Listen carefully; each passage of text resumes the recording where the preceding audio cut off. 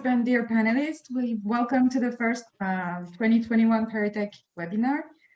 Today's webinar will aim at introducing you who we are, who ParisTech is, introducing you all 7 schools of ParisTech, and explaining you how our international admission program works.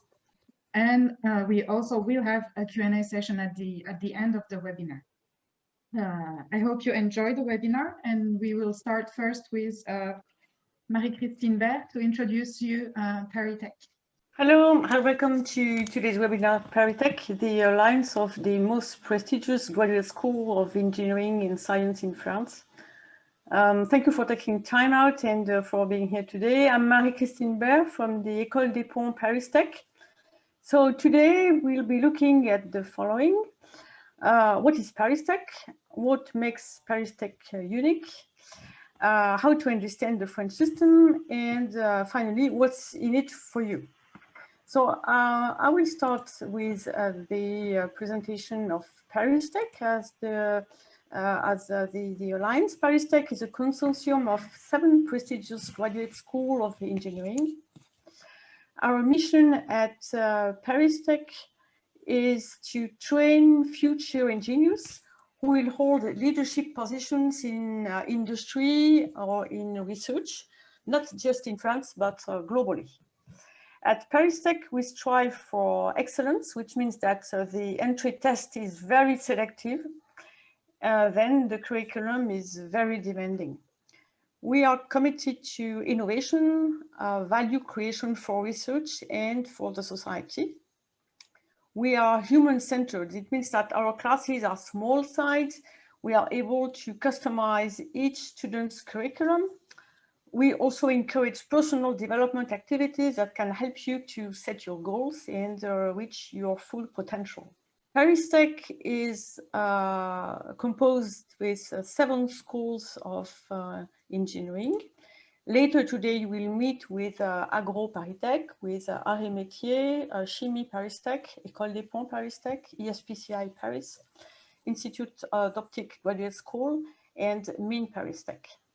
The schools are located on 3 campuses across the Greater Paris, downtown, east, south. So how many are we at ParisTech? ParisTech counts 12,500 students, 1,500 PhD candidates, 1,500 professors, 58 chairs of education and research, and 90,000 alumni worldwide. How old are we? ParisTech schools are rooted in the French history. France has probably the oldest engineering tradition in Europe. The oldest school was created by Louis XV in 1747, and the youngest school was founded in 1917, late World War I. All keep their tradition and cultivate their heritage. ParisTech counts many Nobel Prizes in physics: Pierre and Marie Curie, Henri Becquerel, Frédéric and Irène Joliot-Curie, Pierre-Gilles de Gennes, Alain Aspect, Georges Charpak. In chemistry, Henri Moissan, Marie Curie. In economics, Maurice Allais and Jean Tirole. Those famous ParisTech alumni have left a legacy through their innovations and scientific breakthrough, like Émile Pries-Daven from Métiers. He was an archaeologist and journalist. Maurice Lemoine from AgroParisTech was an agricultural engineer and biologist. He discovered the polyhydroxy alkonates. Félix Romp from Chimie ParisTech, a chemist and a physicist and speleologist as well. He was pioneer of solar energy. Fulgence Bienvenue from Ecole des Ponts ParisTech, the chief engineer for the metro in Paris. Paul Langevin from ESPCI, who invented the sonar. Bernard Métenas from Institut d'Optique Graduate School. He was an engineer, optician, the inventor of progressive lenses. Jules-Henri Poincaré from Mines ParisTech, mathematician, physicist. He did major works on infinitesimal calculus. Now let's let's check the facts and figures for ParisTech, the most salient features of ParisTech. Keep in mind two major features, I would say. The first one is about international. ParisTech counts 70 nationalities, 30% international students. The second is about links with industry. ParisTech counts 120 partner companies. They are involved in research and education. If we look at the role of the companies in ParisTech, we can say that the role of companies is ultimately to provide jobs, but they also fund research and development. They co-innovate with the schools. They sponsor doctoral programs, for instance. They also sponsor chairs of research and education, for instance, in transport and mobility. And eventually, company CEOs sit at the school's boards of directors. Which companies do we talk about? Basically all industries: manufacturing, chemicals, digital, finance, transport, building, infrastructures, energy, high-tech industry, luxury, health. Those companies are led by alumni of ParisTech. The CEOs of the majority of French origin international groups. They alumni are also active in startups, and alumni founded and raised capital of successful startups. So they all those belong to the incubators and ecosystem of innovation of ParisTech schools. They have raised capitals in many fields, in the fields of artificial intelligence, mobility, healthcare, energy. They are floated capital, and they are also offering internship to students who want to live a startup job experience.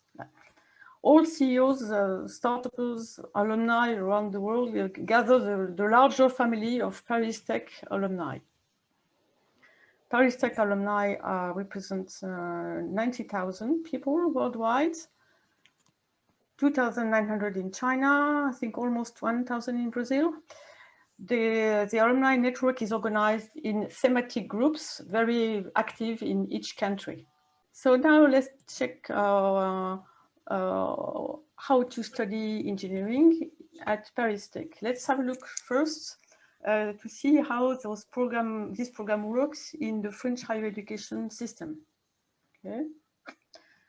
So in France, higher education is organized in accordance with the LMD system: license, master, doctorate.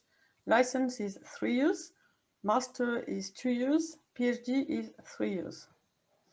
Within this system, the diplôme d'ingénieur, MSc in engineering, is accessible to students who completed 2 years of scientific courses in class préparatoire, preparatory classes, after the national exam they take at the end of the high school.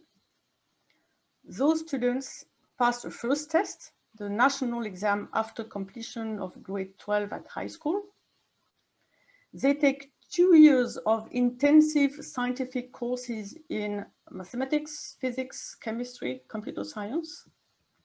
After those 2 years, they take the national competitive exam, and finally they are admitted in the diplôme d'ingénieur, that stands for an MSc in engineering, leading either to the job markets or leading automatically to PhD studies. The completion of the diplôme d'ingénieur MSc engineering is 3 years for the French students, 2 years for international students. This means that you guys, after your bachelor, you are going to join a class of students who have been through the elite system and completed highly selective studies. Look, the acceptance rate at the first step of selection is 7%. Amongst the 7% best students of their age class, after the second step exam, 5% of them go to the schools of ParisTech, means very selective. Then, once admitted in the ParisTech schools, you'll take scientific courses in mathematics, physics, chemistry, according to the specialty of the school. On top of that, you'll take economics, management, communication courses. The teaching faculty comprises professors and business practitioners, which makes the education approach unique, combining theory and practice. The small number of students per class allows for a ratio of 5 students per teaching faculty. And teaching style gives a large part to applied projects, company-based cases, in teams or individually. Let's speak about the links with the companies and industry. There are lots of links which will give you plenty of opportunities to take internship, plenty of opportunities to develop cooperation and cooperation with research. Let's focus now on 2 commitments which are very important to ParisTech. ParisTech is committed to sustainable development. Research, education, students' union activities serve the Sustainable Development Goals as defined by the United Nations, especially in the field of climate change, clean energy, social inclusion for underprivileged people, environment. So this is one strong commitment. ParisTech is also committed to gender equality. As you can see, female students are 35% at ParisTech, which is beyond the national level. We can do better. Female applications are strongly encouraged. Why choose France? Let's speak about France. So you choose studying and living in France for 3 main reasons: for the industry and economic attractivity. France is the 5th economic country worldwide. International companies are based in France. The second strong point is the higher education system, which is excellent and provides attractive tuition fees and also provide many scholarships. And the third is for the reputation of its research and scientific leadership in mathematics, chemistry, and also for the famous research organizations. You choose France for the cultural life. France is a country, as you know, of lifestyle, art, heritage, and food. It's also the country of values, commitments to democracy, sustainable development, ecological transition, and France for the language. France is the 5th most spoken language worldwide after English and Mandarin Chinese. Why choose Paris? Paris is a very dynamic place with 800,000 companies. 1/3 of foreign companies established in France are located in Greater Paris. For the strong ecosystem of startups as well. And for the student life, Paris has been elected as one of the best cities worldwide for students with a vibrant student life.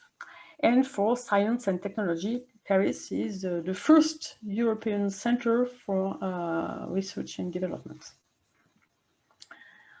What are you going to learn at ParisTech?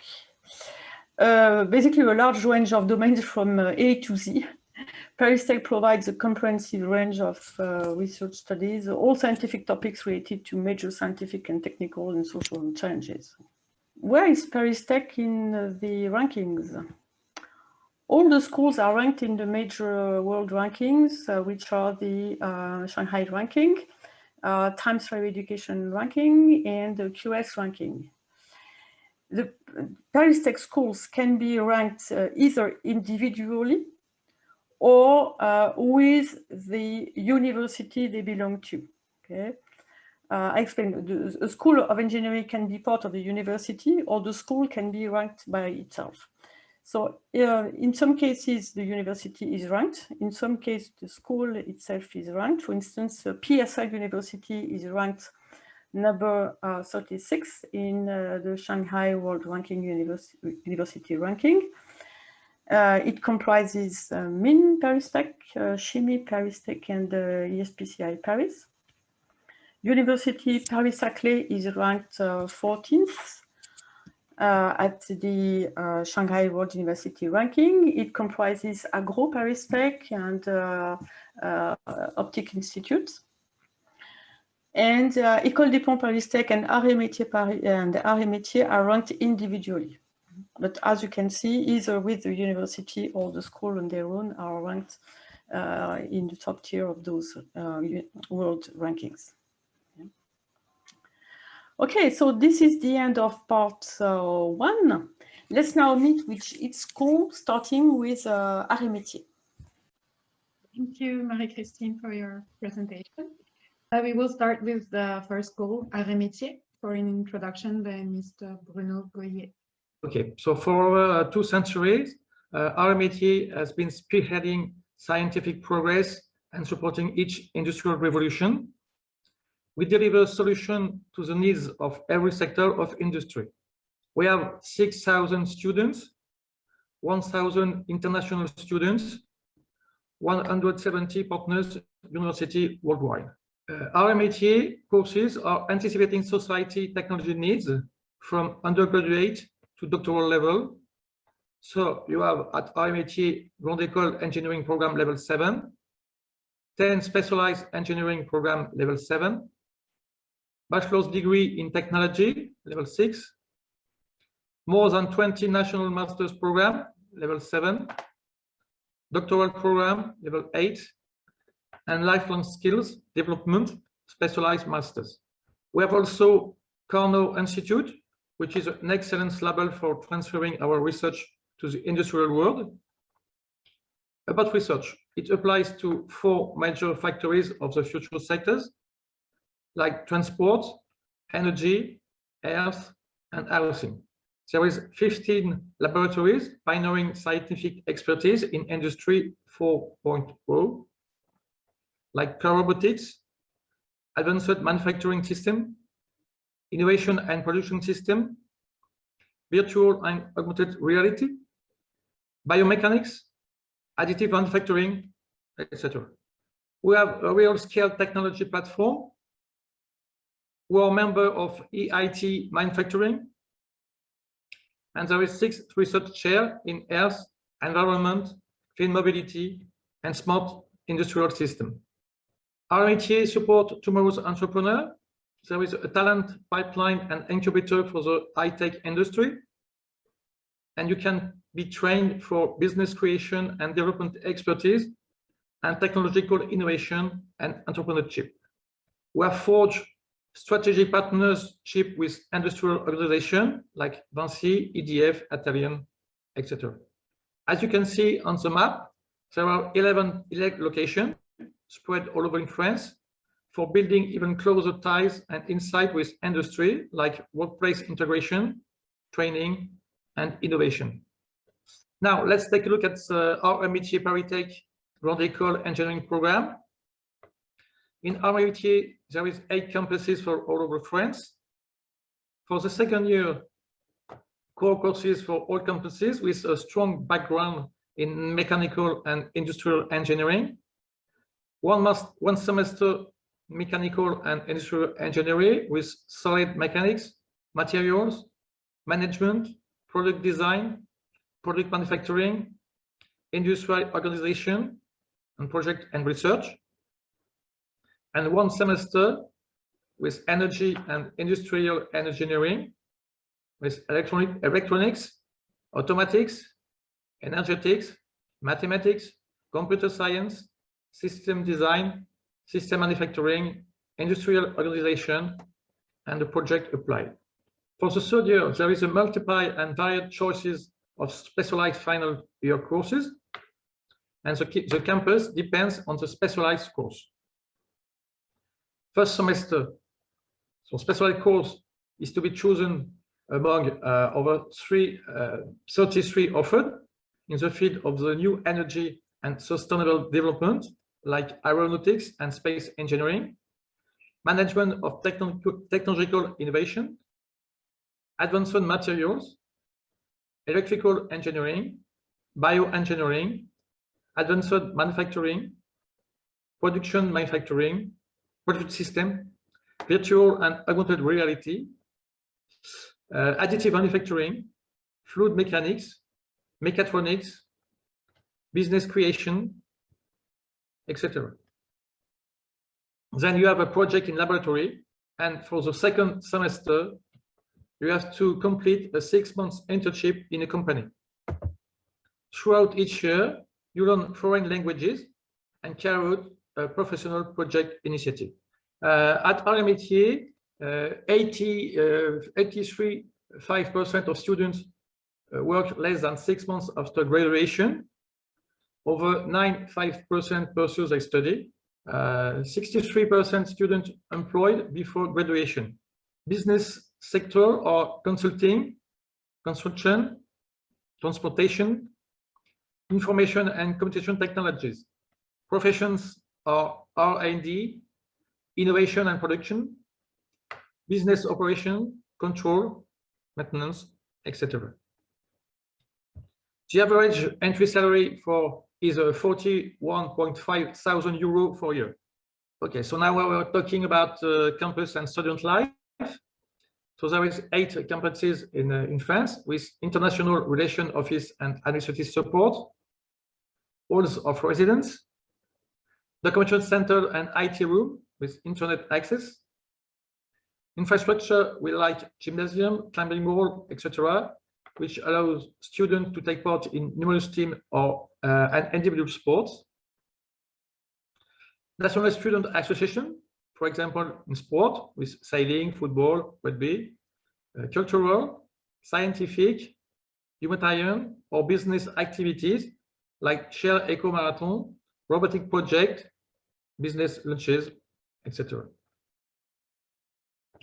We have the biggest alumni in Europe, 34,000 alumni, and student and alumni mentoring.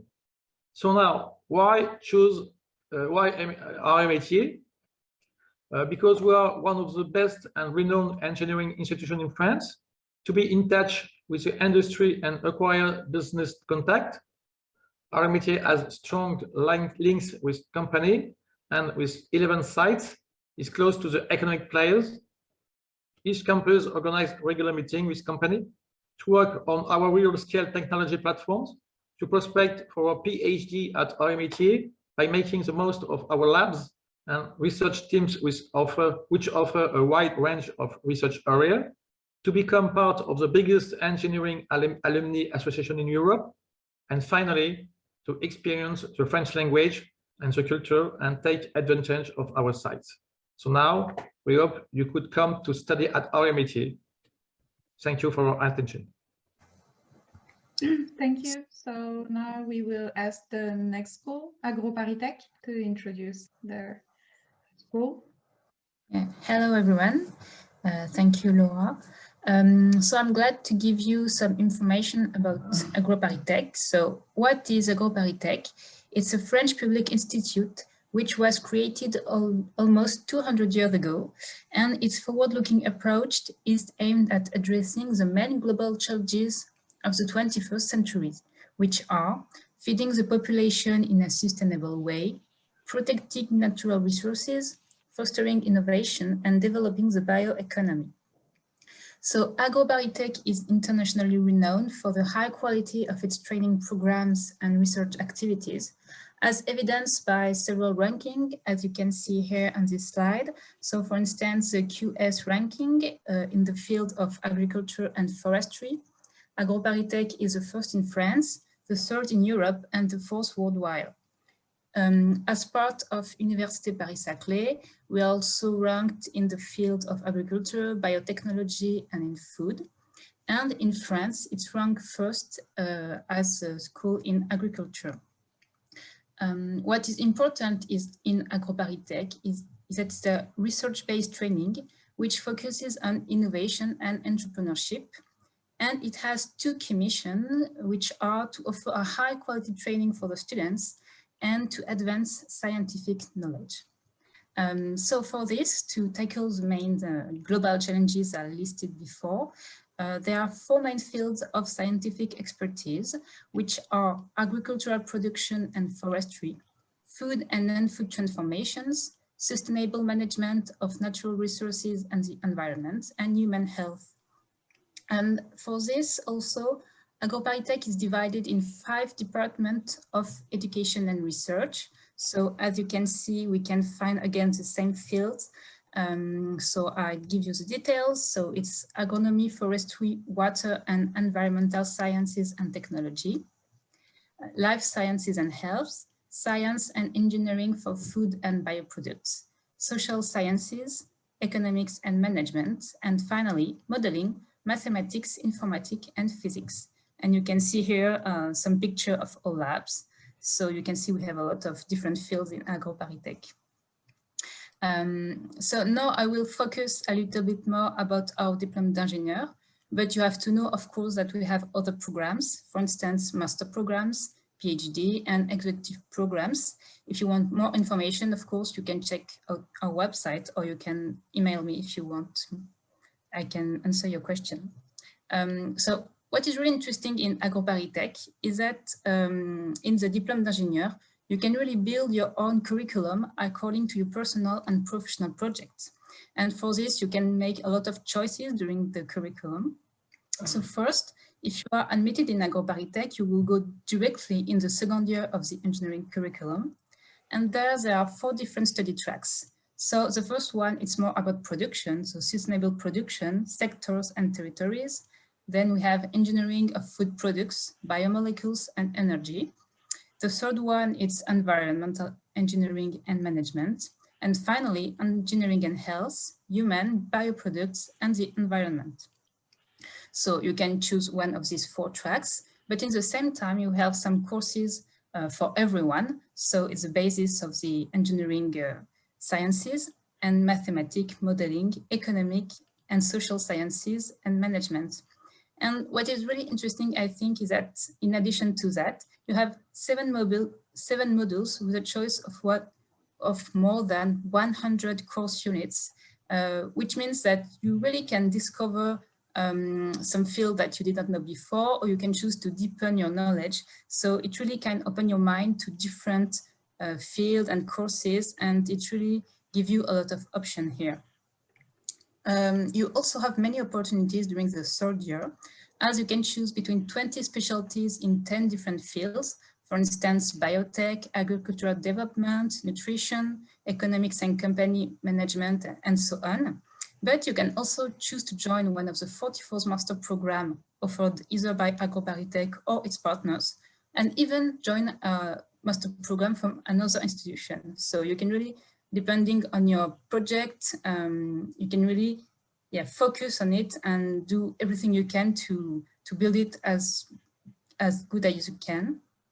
And you can also choose to do the diplôme d'ingénieur within the apprenticeship track for engineers. And what is common for the second year and the third year, and as it was already said before by Marie-Christine, is that you have a lot of teamworks, projects, you have sports, languages, at least 2. Compulsory international mobility is compulsory. We have a lot of partnerships all around the world. And also internships are compulsory. So it's at least 2 months in the second year, and at least 6 months in the third year. And some students can go internship in big companies, in big French companies such as L'Oréal, Danone, Nestlé, Veolia. But of course, you can also do it, for instance, in labs. So you have, again, a lot of options. What are the job prospects? So 80% of the students get a job less than 2 months after graduation, and 8% pursue a PhD. The entry-level salary is 38k euro per year, and the main fields are agriculture and forestry, services, industry, and public sector and research. So as you can see, it's really wide. So you really have, again, a lot of options after you graduate. Now a few words about student life in AgroParisTech. So as you can see on this map, we have a lot of campuses all across France, even though most of our campuses are in Paris and the Paris region. As an engineering student, you will probably go either in Paris or in Massy near next Paris, but also you can go in Nancy, which is in the east of France, if you are specialized in forest, wood or natural habitat, or also in the south of France in Montpellier, where we have spatial information, water management and ecosystem management. Our other campuses is more for master degree, PhD or research, but for engineering, it's almost the three I already explained. You have to know also that in September 2022, we will have a brand new campus in Paris-Saclay. So you can see a little picture here. So you will be maybe the first to discover this new campus. So it will be really interesting. And it will unite of our campuses that are in Paris and in the Paris region. So as you can see, we have campuses in attractive cities. What is interesting is that we can also provide beds and accommodation in these cities in places next to the campuses. So you won't have to worry too much about looking for an accommodation, and the prices are really affordable compared to the private market. So I didn't say it before, but in AgroParisTech, we have 2,300 students and 16% are international students. And of course, as in every École d'ingénieur, you can join a lot of union, of association, and you can meet international and French students. So you can do sports, cultural association, you can join professional venues. We also have buddy programs. So there are a lot of activities outside the classes. And of course, so I didn't say it, but I'm from the International and European Relations Office. And you can find administrative support from this office. Even now, you can write to us if you have questions. If you are admitted, we will help you, especially for scholarship application, for instance. So yeah, we will be here to help you all the way until your arrival and even after, and to help you on the best way we can. So don't hesitate to contact us. And that's it for me. So I hope I will be able to meet some of you maybe next year in AgroParisTech. Thank you. Thank you, Jeanne. Our next school will be Chimie ParisTech, and the introduction will be made by Fethi. Yes, thank you, Laura. I'm Fethi Bediwi from Chimie ParisTech, and I will try to talk a little bit about Chimie ParisTech today in order to provide you with more information and details. So Chimie ParisTech is one of the two youngest schools of ParisTech. It was created 125 years ago by Charles Friedel. I think that all the chemists or people dealing with chemistry know who is Charles Friedel, the man who developed the reaction called Friedel and Kraft. And this reaction, as you know, is the most and widely developed reaction in the chemical industry today. So Charles Friedel's vision was to combine the excellence of the research carried in our laboratories with the building of teaching programs to train engineers with a solid theoretical background. Later on, the Nobel Prize Henri Moisson was the former director of our school, and he definitively anchored this idea in the DNA of our school. Research-based training and training based on research. One of our alumni, called Eugène Schuller, created L'Oréal Paris, which is now the largest cosmetic company. And this provides us the first example of how we can deal with innovation and research and development when you are former students from one of these ParisTech schools. We are also proud to be highly selective for our students, and 50% of them are women. And we are the first school who had women in our classes for more than 100 years ago. Our researchers and professors are very tightly in contact with our students, since we have one professor for 3 students, and this makes the link and the the footprint of the research very, very highly felt in the training programs. And as you know, the job of engineering today requires a large part of international diversity. That's why we are offering this double diploma program, and 20% of our students are internationals.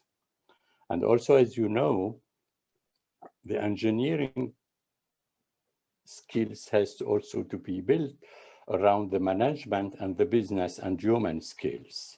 That's why 20% of the programs at Chimie ParisTech are devoted to management and business and human skills. 40% of the programs are based on practical training. This is also highly required for the engineering careers. And as we are a center for research, we are developing very sustainable research, and training by research is something which is extremely important. And this is again the vision that we have at Chimie ParisTech.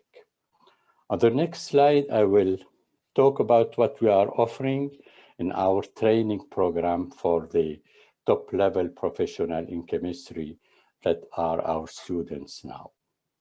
So we are dealing with chemistry in all its forms: analytical chemistry, solid state, theoretical, electromolecular, bioinorganic, processing chemistry. And the chemistry is devoted to develop technologies through, in order to solve social and issues and challenges. This chemistry has to be developed in order to solve the challenges for the energies, materials, microfluidics, métiers, and by keeping in mind that we have to develop also our strategies based on eco-conception, recycling, and sustainability. So chemistry for life driven by sustainability is our keywords for what we are doing at Chimie ParisTech.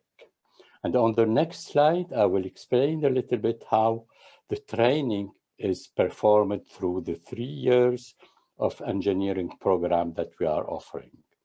The first year is totally aimed at having the major fundamentals and basic classes in chemistry in order to build the fundamental skills. And the students start working through the team projects and soft skills programs. This is something which is very typical to all the ParisTech schools, and we start developing this as soon as the students start becoming our students at Chimie ParisTech. And then on the second year, the students, in addition to the basic courses and applications, they have to go through the projects that will help them to develop their innovation skills through management, economy classes, and projects that have to deal with innovation and preparing and developing prototypes.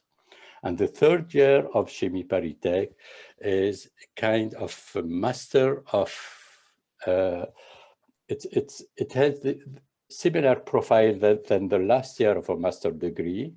It's the place where the students have to develop their specialization and their entrepreneurship skills. And during the 3 years, as I told you before, the students have to spend 12 months in total of mandatory internship, and one of them has to be done in a company, 6-month internship in a company. And during the 3 years, the students will be in close contact with industrials through conferences, workshops, and visits. And this will help them to have this link between their formation, their training, and to have a vision of what kind of application or issues or challenges they have to solve and to develop. Our training is based on research, and Chimie ParisTech is a research center that have different highly valuable levels. For example, we have 5 groups bearing the ERC European program funding, which is highly selective in Europe. We have also the Institut, which is a level that allow us to be highly visible for transferring our knowledge and research to innovation and applications for industrial developments. And through our 3 laboratories, which have the levels from the CNRS, which is the National Center for Scientific Research, we are developing programs that are devoted to all kinds of application. I can mention imaging and characterization of metals, or in vivo medical applications, or ancient materials for the discovery of the art object, for example. And we are also developing nano and smart materials for optoelectronics, energy, and medicine, performing sustainable processes for catalysis, especially for the polymerization, including the eco-conception and recycling of these polymers. And we have a very large group of research devoted to the modeling and simulation of chemical reactions and processes, and also a chemical engineering group dealing with flow chemistry and microfluidics in order to have the required approach for these applications. In total, we have 300 students, 140 professors and associate professors, and 140 PhD candidates and postdocs. This makes the link between the 300 students and the 300 PhD candidates and associate professors and professors very tight.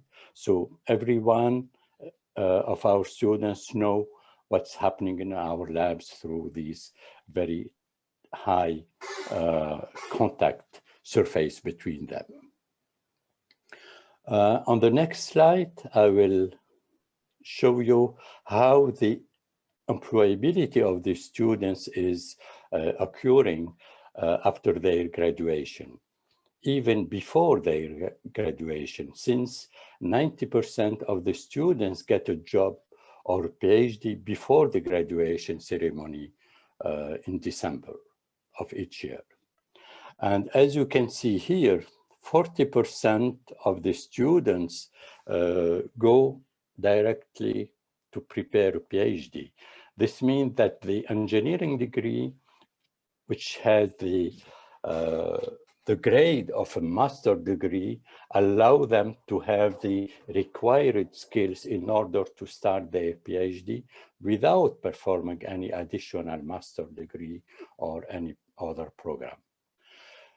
When they start working in a company, they can work in any kind of companies where they can develop their skills. It can be a company dealing with energy, with pure chemistry, with transportation, with cosmetics, with luxury. So this illustrates the fact that the training of general chemists allow them to practice their career wherever they are in chemistry. And the last slide is aimed to show you on the next one that we are not only offering the degree of engineering at Chimie ParisTech that will require for the international students to spend 4 semesters with us, including 12 months internship. We are offering, since we are within a top world-class university, our Master of Science, which are dealing with chemistry, material science, and engineering, nuclear energy, to cite some of them. And we are also offering several PhD programs in chemistry, dealing with chemical engineering and advanced technologies, physical chemistry and analytical chemistry, molecular chemistry, material physics and chemistry. So all the chemistries are found at Chimiparitech, and all the major degrees ranging from degree in engineering, Master of Science and PhD are also performed at Chimiparitech. So if you want to shape the chemistry of tomorrow and get the best experience of Paris, apply to Chimiparitech, and we will be very, very pleased to welcome you with our students. Thank you. Thank you, Feti. The next school we will introduce is Ecole des Ponts ParisTech, and it will be introduced by Marie-Christine, who also did the presentation on ParisTech. Thank you. Hello, everybody, again. So I'll have the pleasure to introduce Ecole des Ponts ParisTech. Ecole des Ponts ParisTech is one of the oldest school of engineering in the world. It was founded in 1747. And as many of you know, pont means bridges. Bridges and roads, which was the initial focus and the initial specialty of the Ecole des Ponts ParisTech when it came to build bridges and roads under the reign of Louis XV. It means that civil engineering, environment, transportation are the historical domains of expertise of the Ecole des Ponts. And gradually, this expertise has expanded to other domains. The first historical one was economics, because at the time when it was needed to design and build bridges and roads, engineers had to also think of the economic model, the business model at that time. So economics, finance is also a historical specialty and historical excellence of the Ecole des Ponts ParisTech. Then after those two historical domains, the mechanical engineering and material science domain expanded at the Ecole des Ponts, and is also one of our department of study. The industrial engineering, dealing with engineering of production and robotics now, supply chain, logistics came later, and the domain of applied mathematics, computer science, data sciences is now one of the most popular domains of study at Ecole des Ponts ParisTech. It means that once you are admitted at the Ecole des Ponts, as explained in the main introduction and in each school, you will spend 2 years at the school, and you will choose one of those majors. One thing is important, as in many schools, it's that you choose one major, but you have the capacity to take courses in other majors. All our curricula are very flexible and are customized according to your own profile. So this is important. You choose one major, but you can combine courses produced and offered in other majors. So this is the case for the curriculum of engineering, which offers 6 tracks. This is also the case of other graduate programs, like master's programs, PhD programs, executive masters, and also non-degree programs. The Ecole des Ponts also offers English TOEFL program, which are non-degree program, but also relate to those domains of studies. Like in any other school, the teaching and pedagogical approach combines theory and practice. it's very close to industry. So whatever the major you choose, you will be working in close connection with companies, industries, and the research centers at the school which relate to this domain. Okay. One thing important at the institution level is that the Ecole des Ponts ParisTech reports to the Ministry of the Ecological Transition. So that's important because all the teaching and research and education approach meet the challenges of the ecological transition. Okay. What's in those domains of the ecological transition? For you as students, when you join the curriculum of engineering at the Ecole des Ponts ParisTech, you will work closely with research centers. We have 12 research centers. They are all located on the campus, which is important because you have all the resources on the same site, with 300 researchers, 500 PhD candidates and postdoc. And one thing also to have in mind to illustrate the close connection between academia and industry is the percentage of research which is sponsored by industry. 50% of research is sponsored by industry. Okay. So what are behind those challenges? Let's take the first one, the challenge of city and mobility systems. You have the topics of smart transportation, sustainable mobility, urban waters. So this will be part of your curriculum, your courses. You can take internship in those domains, and you also have research centers operating in this domain. The second one is about risk. The risk of rare resources, of the scarcity of resources, the risk of damaged milieux, the climate risk in hydrometeorology, the risk of alternative resources, and the risk of air quality, if I take a few examples. Same story, you can take internships in this domain, you have research centers behind it, and you have academic departments offering courses in this domain. The third one, industry of the future. It covers robotics, predictive maintenance, digital manufacturing, eco-materials, 3D vision, data processing. And the fourth one is about economy practices, society. So how to live in the city of the future, how to design public policies, how to mitigate climate change. So all that type of social science and companies and organizations and research centers behind it.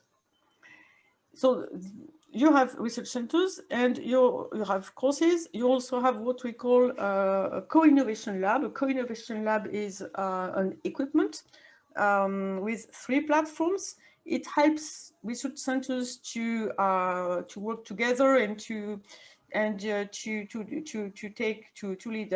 multidisciplinary research. It also offers equipment to work on it as a student when you have to work on it during your curriculum and work with the researchers. The first platform is a multi-scale observation for the resilient cities. It's a radar, a specific equipment which is on top of the school. The second platform is for urban mobility modeling, how to model, how to design traffic in cities and territories. The third one is named Build-In. It's about building systems and 3D building and combining artificial intelligence with building systems. So those equipment are also on school, and depending on your curriculum, you will have also to work on it. Okay, so international at school, what does it mean? It means international students.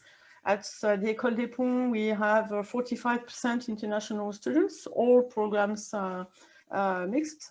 We also operate out of France. We have what we call global initiatives, mainly in Africa, but also in Vietnam, and we also work with other universities to grow their capacities for building new programs and develop research.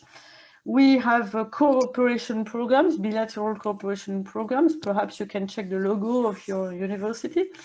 We are part of a European initiative, which is very interesting. It's called a European University, working on the role of engineering for society, so the engineering training and the role and responsibility of engineers for the society. So as international students, you will perhaps also participate in this activity of European University on campus. Okay. And worldwide, we also have alumni. We have 22,000 alumni worldwide. They all hold leadership positions over 100 countries. You can rely on alumni also to advise you in your curriculum. You can rely on alumni also to get an internship, for instance, or to start your first job. Okay. So alumni are very important also for students. They provide the scholarships and they provide a mentoring program that help you understand how to integrate in the society in France, and also how to understand and how to get a job in French companies. So this is the international outreach of the school. And international on campus means 45 nationalities on campus, 10 or perhaps more spoken languages. But please just remember that for the engineering curriculum, all courses are taught in French. This is important. You will see later for your application form. So French is also taught as a foreign language in a certified center on campus. On campus, you have lots of facilities. You have everything: the housing, the restaurants, many restaurants. And we have a specific partnership with Fil Français, which is our partner, which helps you for all the administrative procedures and things you have to deal with prior to your arrival, like the visa application and the visa procedures. Then on campus, everything for this social security, insurance, all subscription for electricity, internet, and so on, and then the renewal of your visa during your stay in France. So this is an important administrative partner which facilitates and makes your stay in France hassle-free. On campus, you have all the sport facilities for all the students' clubs and societies as well. The campus is East Paris, but it's very close to Paris downtown, only 20 minutes from Paris downtown by the direct urban train. On the campus, you also have facilities that encourage entrepreneurship and innovation. We have what we call a D school, a school of design thinking. The design thinking is a comprehensive approach to solve problems or to prototype products or services in a very design building. It's affiliated to Stanford University, so you will meet students from the Stanford network.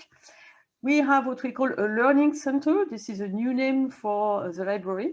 But it's very, you have a picture, there is a tree inside the learning center. It's a very, very nice building. And typically all international students like to stay and spend long hours in this library because it helps focus, and it's very nice to work and to concentrate on the studies in it. We have a makerspace, everything to prototype as well. And incubators. We work with 3 incubators. So if one of you have a project for launching a startup or whatever, you have everything to help you in that, and it is also encouraged by the school.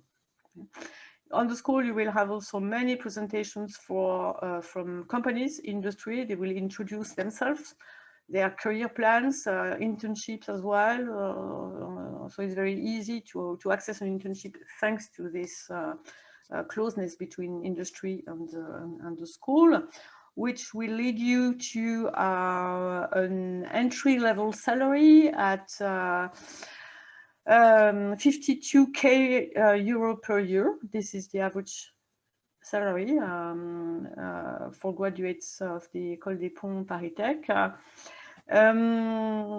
Figures, yes, I just mentioned that the school is a small school, which with 2,000 students. Half of the student body is composed by students in engineering. We all have almost 1,000 students in the curriculum of engineering, which makes the school very human-sized, and you feel like in a family, typically, when you join this school and when you are part of this student experience at the École des Ponts. Well, that's for my part. I'll be happy to answer questions then. Thank you, Marie-Christine.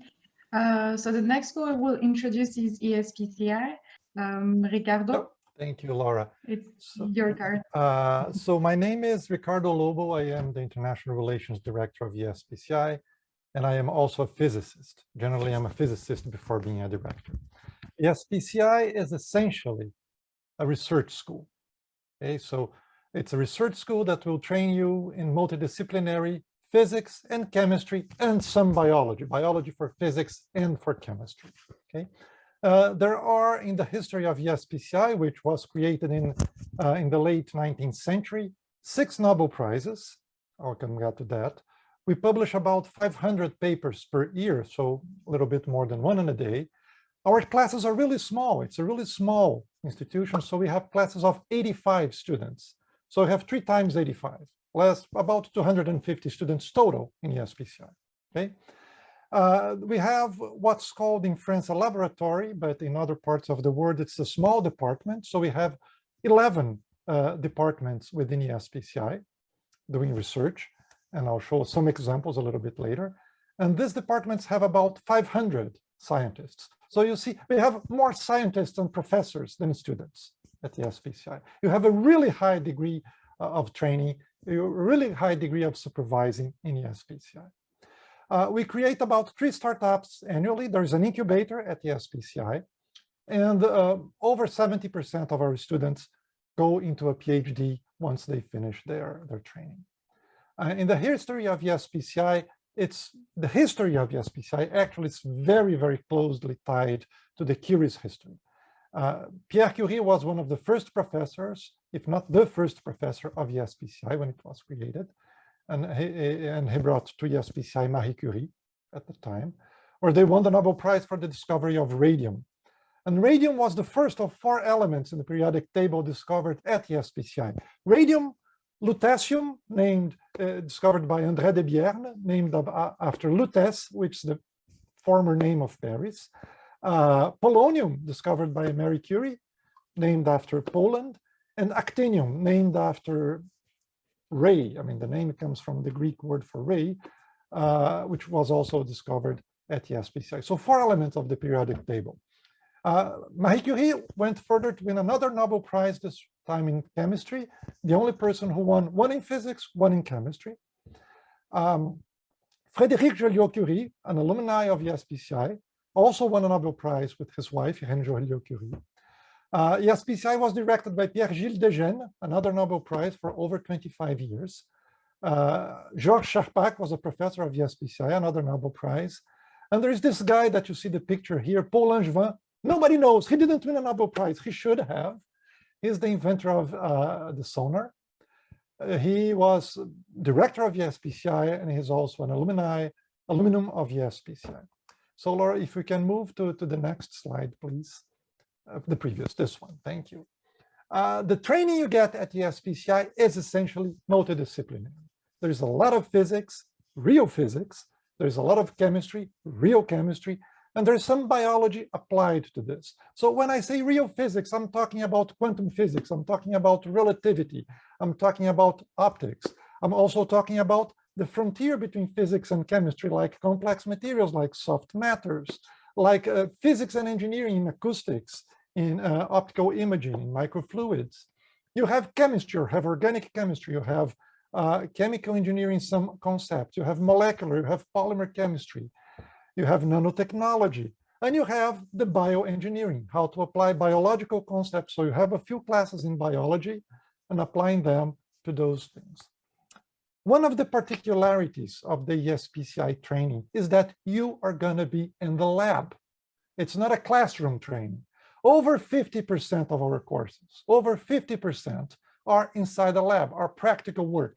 Learn how to use the machine, learn how to take the measurement. And it's not a guided practical work. Go there, measure this, measure that, and just write a report. No, go there and discover. Most of your practical work will fail, and that's good, because you're doing real research in your classes, okay? We have officially 80 professors hired by ESPCI, but close to these professors, there are over 100 scientists hired by other institutions. I am myself not an ESPCI employee. I am a CNRS employee, the National Center for Research in France. So all these people will train the students. And we have less than 300 students. So you have one professor or scientist per student almost. You will have lectures in classrooms. You have problem-solving classes with a third of the class. You have very advanced topics. It's one professor with 5 to 10 students, and you have the practical work. Okay, Laura, can we go to the next one, please? Or Florence, I think it's Florence who's changing it, sorry. We create 3 startups per year, and it's very, very hardwired in the DNA of ESPCI, the innovation in science. Okay, I gave you a list here of a few recent ones, and I'm not going to go into any of this here. There is one common thing in all these companies, every single one of them.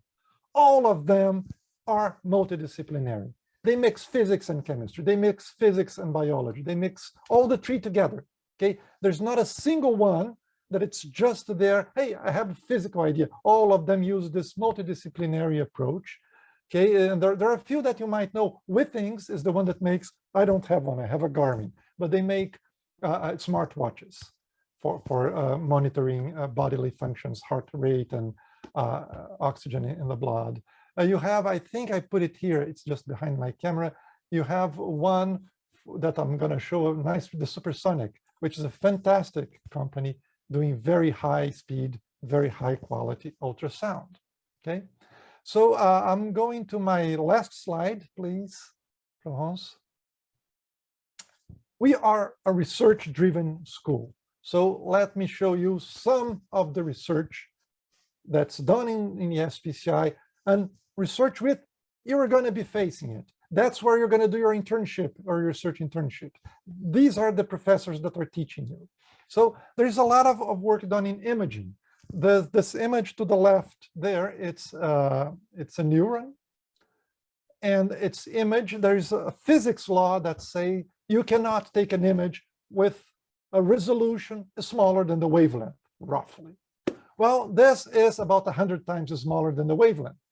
And it's doing a mixture of a physics and chemistry approach where you create quantum dots that emit light, and the wavelength they emit here, it's infrared, so that it goes through skin. And then infrared would say, hey, I have a resolution of 1 micron, of 10 microns even here for this resolution. But I know the size of the dot. Therefore, if I see a large blob, I can draw where the dot was, and I can recreate the neuron. And this study was to analyze the effect of cannabis on neurons. And I can tell you it's not good. Okay, it destroys connections and synapses. It's not good. Right next to it, you have self-healing polymers. So if you look closely at that image, the polymer is this sort of amber bar between the hands of the scientist. And you have a slice of it. You have a vertical line in it. That line, the guy just went there with a pair of scissors and chopped it into half, cut it into 2. And then you just put them back together. Just touch them back together, and they glue together again. Okay, so this is the self-healing material, the material that will be very useful, for instance, in healing cicatrization in your skin. You have people working with smart cars. Okay, there is the algorithms from Google and from Facebook and from Elon Musk trying to figure out whatever is in the road. But one important thing is, let's place the car in the road. And what these guys do here, they develop sensors that will detect if you paint the white lines with magnetic paint, the same ones that you can put in kids' bedrooms to just make a magnetic board, you can detect that road and place the car in the road within a few millimeters. So this is a road that's being built in China, in Chengdu, an experimental work in collaboration with us. We have our mind readers. Okay, it's the neurofeedback. So these guys, they put electrodes in the brains of mice, and they release the mice in a maze, and they learn how the brain of the mouse reacts to the turns in the maze. And then they predict where is the mice going to go. Okay, so when the mice arrives at a bifurcation, is the mouse going to take right or left? And they have 70% success. Now, if you talk to the guys, they say, no, it's much higher, the success rate, actually.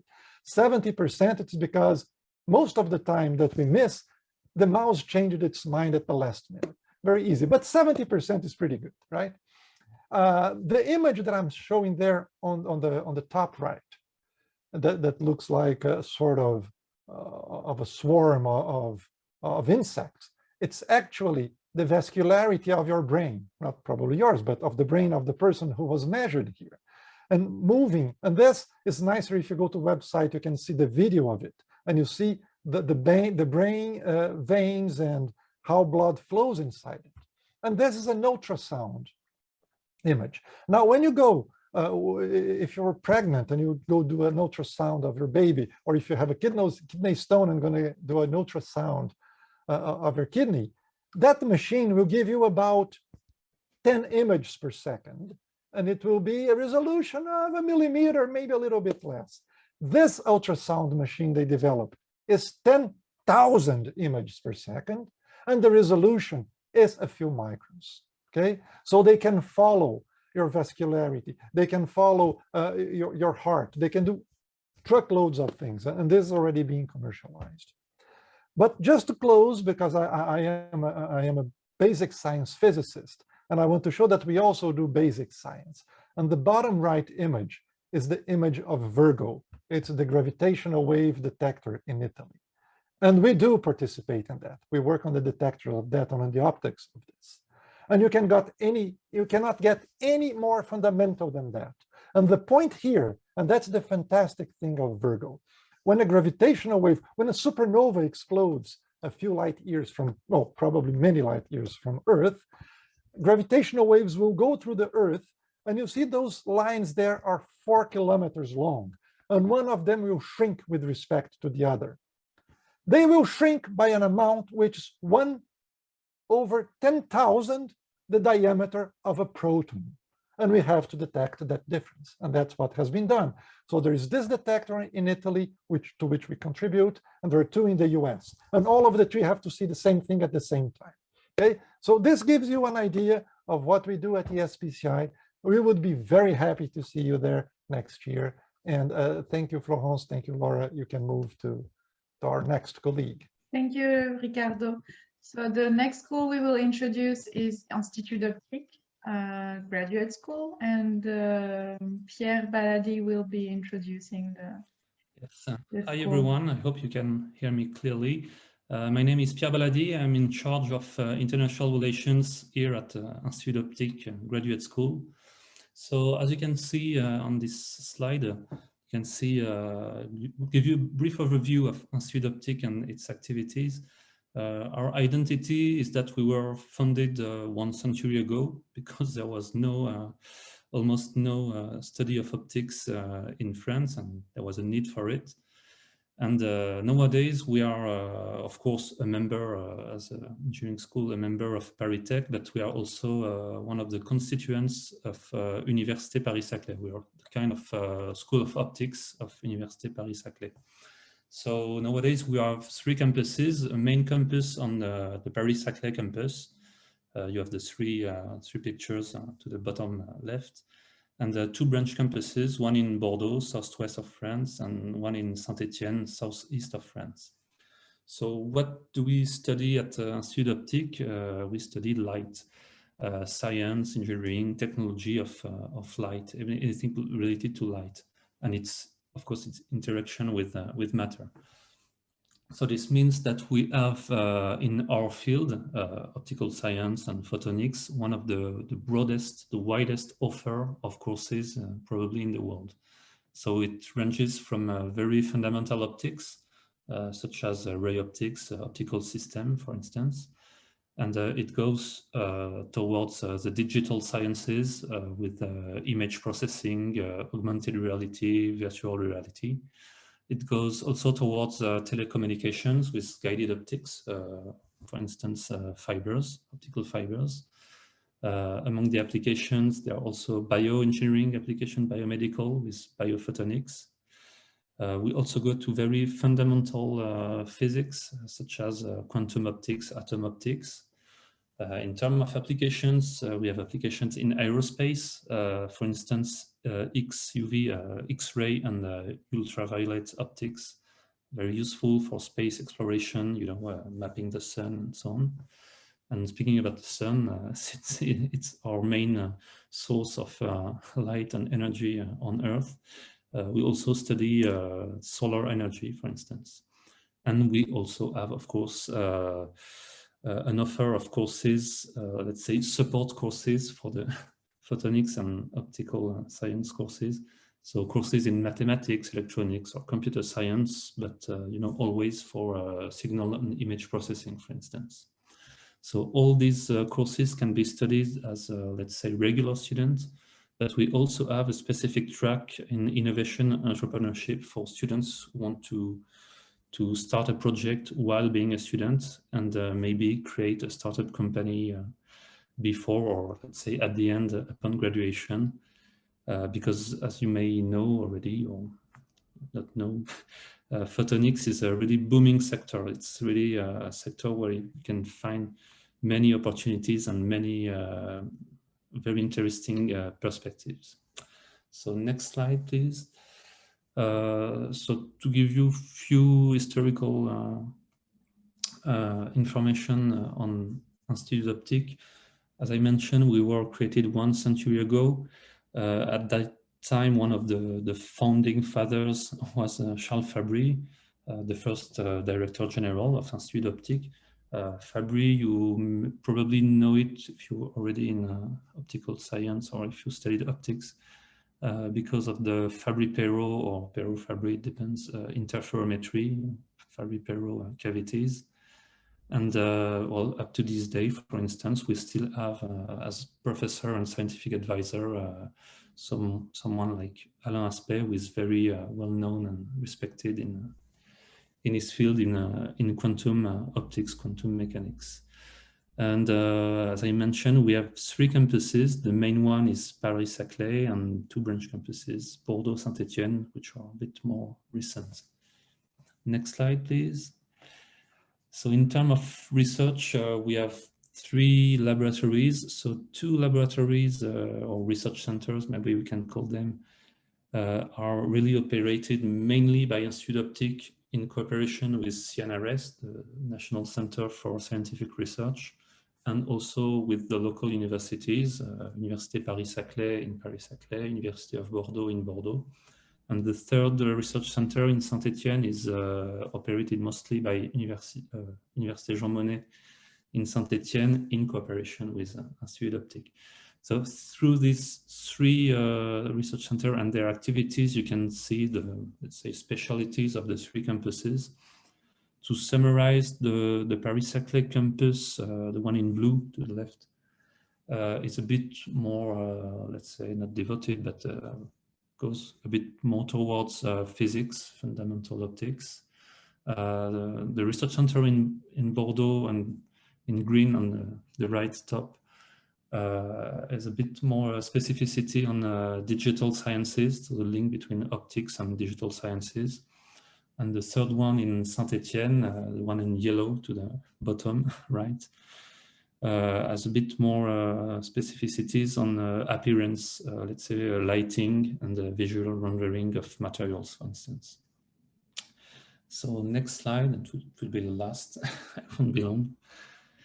About our courses offer, so this ParisTech admission program leads to admission for Sud-Optique within our Master of Science in Engineering program, in French, the Diplôme d'ingénieur. It's a 3-year program, as all the other schools. The first year is actually the final year of bachelor. All the whole cohort of students are all in Paris-Saclay, on the Paris-Saclay campus. And then for the following years, the master first and the master second years, students are split between the 3 campuses. A big part of the students stay in Paris-Saclay and the other choose to go either to Bordeaux or to Saint-Étienne, depending on the specializations they want to have.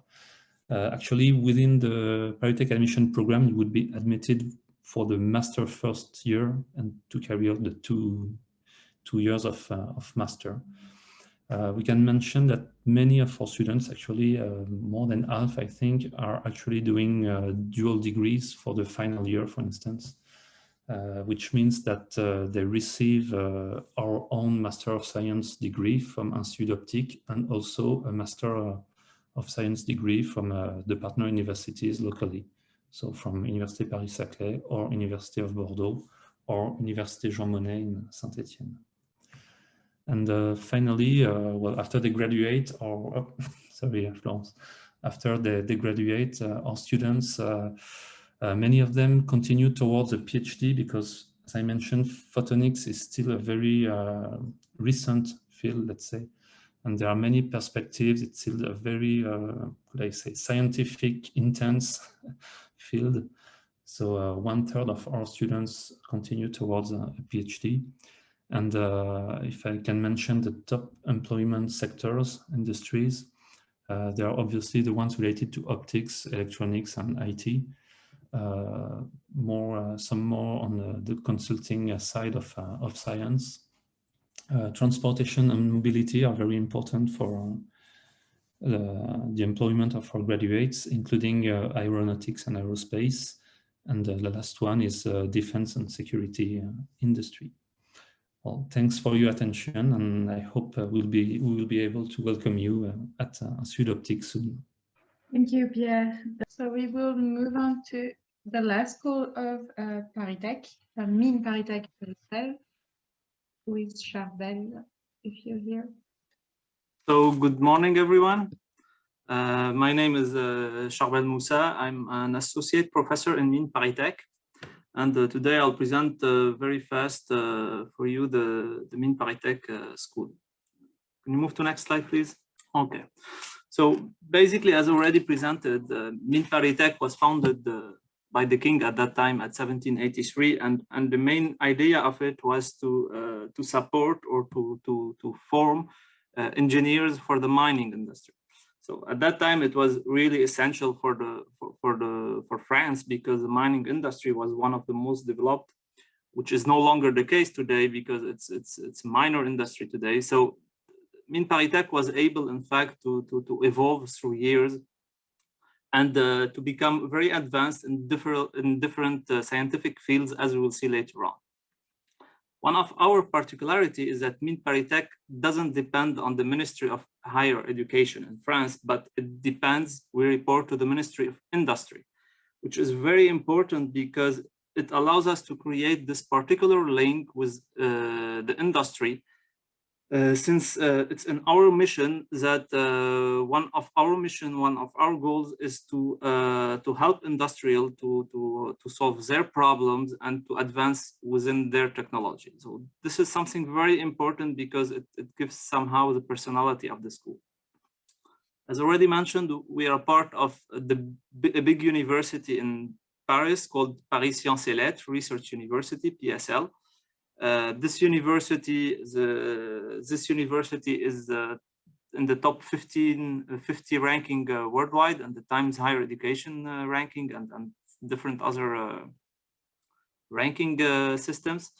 We are also founding members of ParisTech. This is why we're here today. And as an engineering school, we are very good. We have very good ranking within France, within several different ranking systems. So I think you already know at this stage, ParisTech offers is a graduate engineering school that offers a program, an engineering degree program, or we can call it Master of Science in Engineering. But not only, we also propose international and advanced masters, and also we have our PhD program. Now, ParisTech is located. If you can go back to the previous, yes, please. ParisTech, even though it's mainly in Paris, where we have 3 campuses. One of them is in the city center of Paris. The others are in the south of Paris, at Évry and Fontainebleau. And the 4th campus is in the extreme south of France, in Sophia Antipolis, near Nice, where we have several research labs there. So ParisTech counts around 200, a little bit more than 200 researchers, with around 1,400 students, graduate students, and with around 400 PhD student program. Next slide, please. Here's an overview about our program. First of all, ParisTech is a really international school. Almost 1/3 of our teachers, of my colleagues, are not French, not originally from France, let's say. We have around 120 academic partner for educational program exchange, and almost 35 of our students are coming from different countries or international. So as I already presented, we have the program that is mainly concerned here is the Master in Science and Executive Engineering, the famous so-called Diplôme d'Ingénieur in France, in the France system. But we have also PhD students, advanced master programs, and international masters. One of the main particularity of ParisTech is that, and I will talk about this later on, is that, well, we have excellency in scientific fields, like we will see later on what are those, but also in some innovation and entrepreneurship. This is something fundamental for us, and it's not just keywords that we like to give. We have several research centers that work on the scientific management, on the scientific economy, and definitely those research are much of benefit. Those experience in research can benefit to our students. It's also important to mention that almost all the teachers in ParisTech are researchers. Okay, so this is very important because it allows when a researcher needs to develop a course or give a course, it's always updated on what's happening nowadays. It's not just a course that has been given times and times. So this is important, this link between research and teaching and your and students. Next slide, please.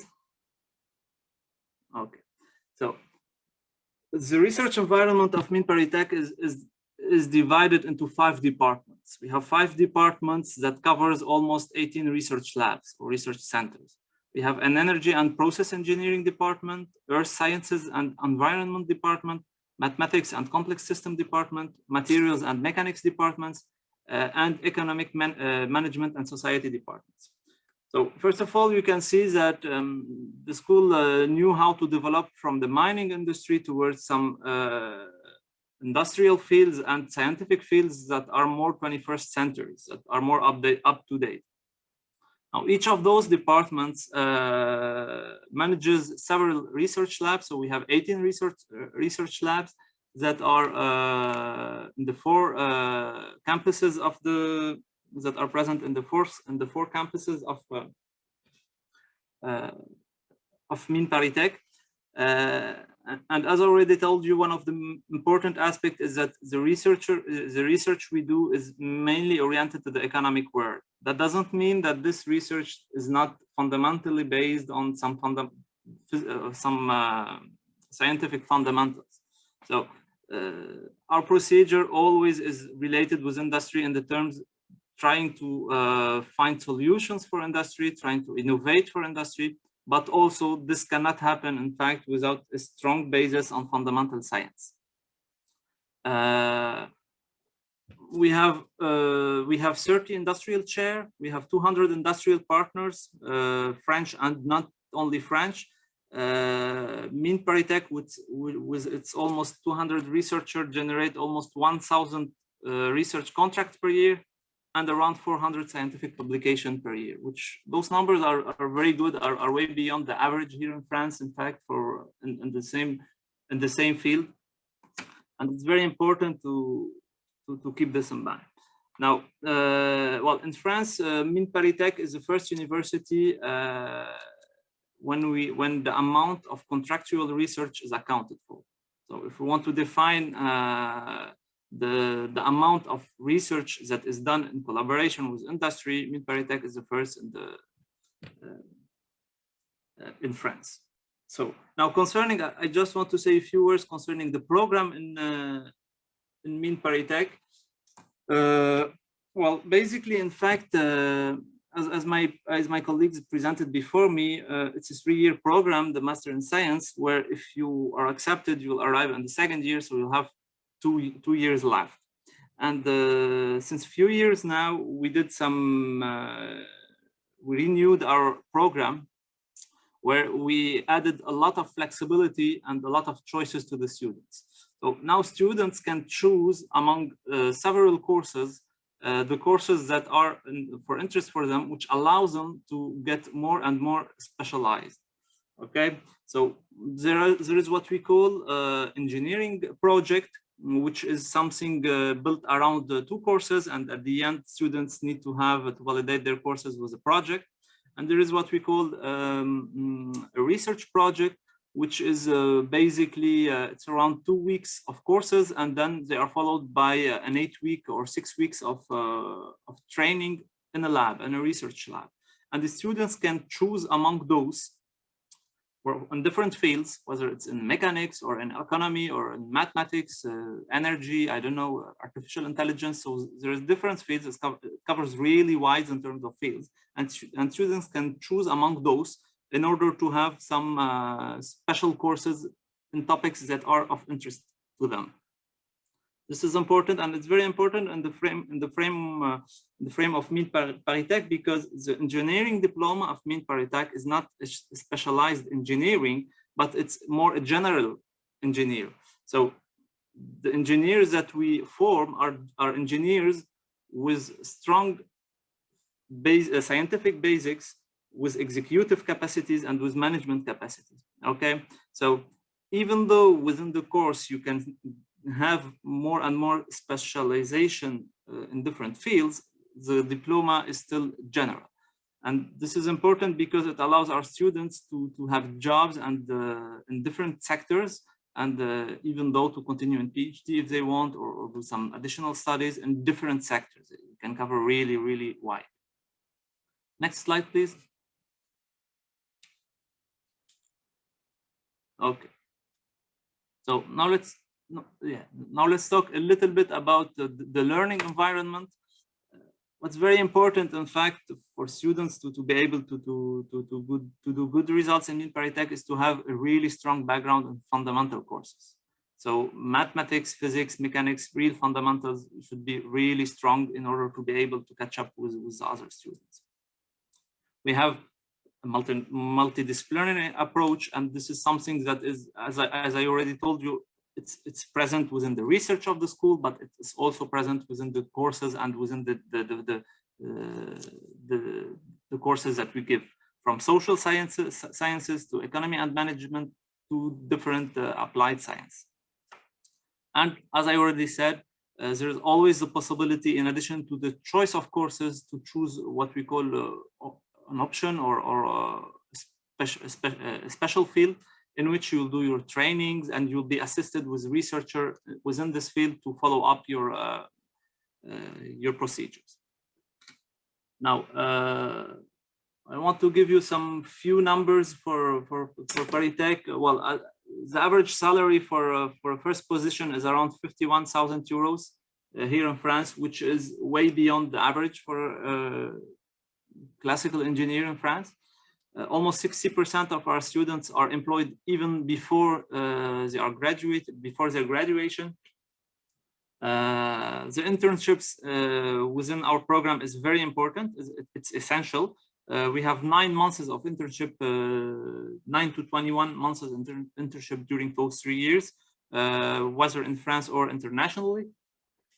We have almost 800 lecturers from the corporate world, whether they are industrials, whether they are entrepreneurship, from startups, from big industry, and so on. So it's important for us that our students, in fact, once they graduate from our school, not only they have very strong background in fundamental courses and fundamental sciences, but they also have a good knowledge of the economic world, of the industrial world, and how things works, and what are their problematic, and what are the tools that could be used to solve this. So this is essential for us and for our students. And like all my colleagues, well, ParisTech has a very high ratio student over professor, which is very important because it means that even if it's not in the framework of a course or whatsoever, students can always take contact with a researcher in the school and to ask for help for a personal project or for a professional project and whatsoever. So this disponibility of the teacher to the students is very important. Now, next slide, please. Okay, now let's talk a little bit about the living environment. So our main campus is in the center of Paris, as you can see in this map here, which is near the Parc de Luxembourg and Panthéon and several things in the center of Paris. So the cultural life within this place is really dynamic and very high. Whether you like music, theater, sports, whatsoever, you'll always find what you like. There is also a very nice academic dynamic because several schools are just nearby. ESPCI, Chimie ParisTech, we are really close in this place. So ParisTech, for the students of ParisTech, there's something called Maison des Mines, which is a residence for the students that they can live there. It's like the dorms for the students. It's around 5 minutes walk from the school. So not only you study in the center of Paris, but you also live in the center of Paris. I need also to say that ParisTech have, in fact, there's a lot of student movement of our movements. We have students unions that organize a lot of events. We have almost 40 associations of students covering really a lot of fields different from the studies, fields like sports, like music, like theater, and so on. There's one student association that the aim is to help international students to integrate. So directly they are taken with their colleagues and to share all of those. One practical thing also that we have an administrative service that is at your disposal, which helps you to do the necessary administrative procedure for healthcare, for visa, for scholarship. This is something that is, well, it's not very exciting, but it's very important because those are the things that nobody likes to do. So if there's somebody that can help you, and when you're in a different country, it's a really good thing.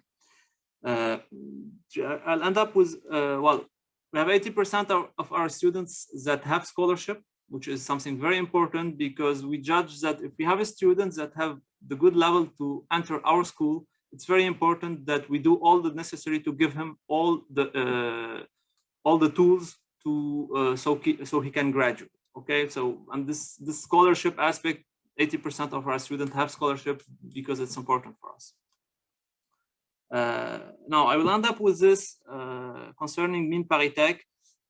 I mean, if you want to become an executive engineer working on some really precise field, energy, materials, mathematical morphology, whatsoever, ParisTech is a great school for you. If you want to be an executive engineer, but mainly work on management, team management, project management, but with a really strong scientific background, ParisTech is a really great choice for you. if you want to get to do a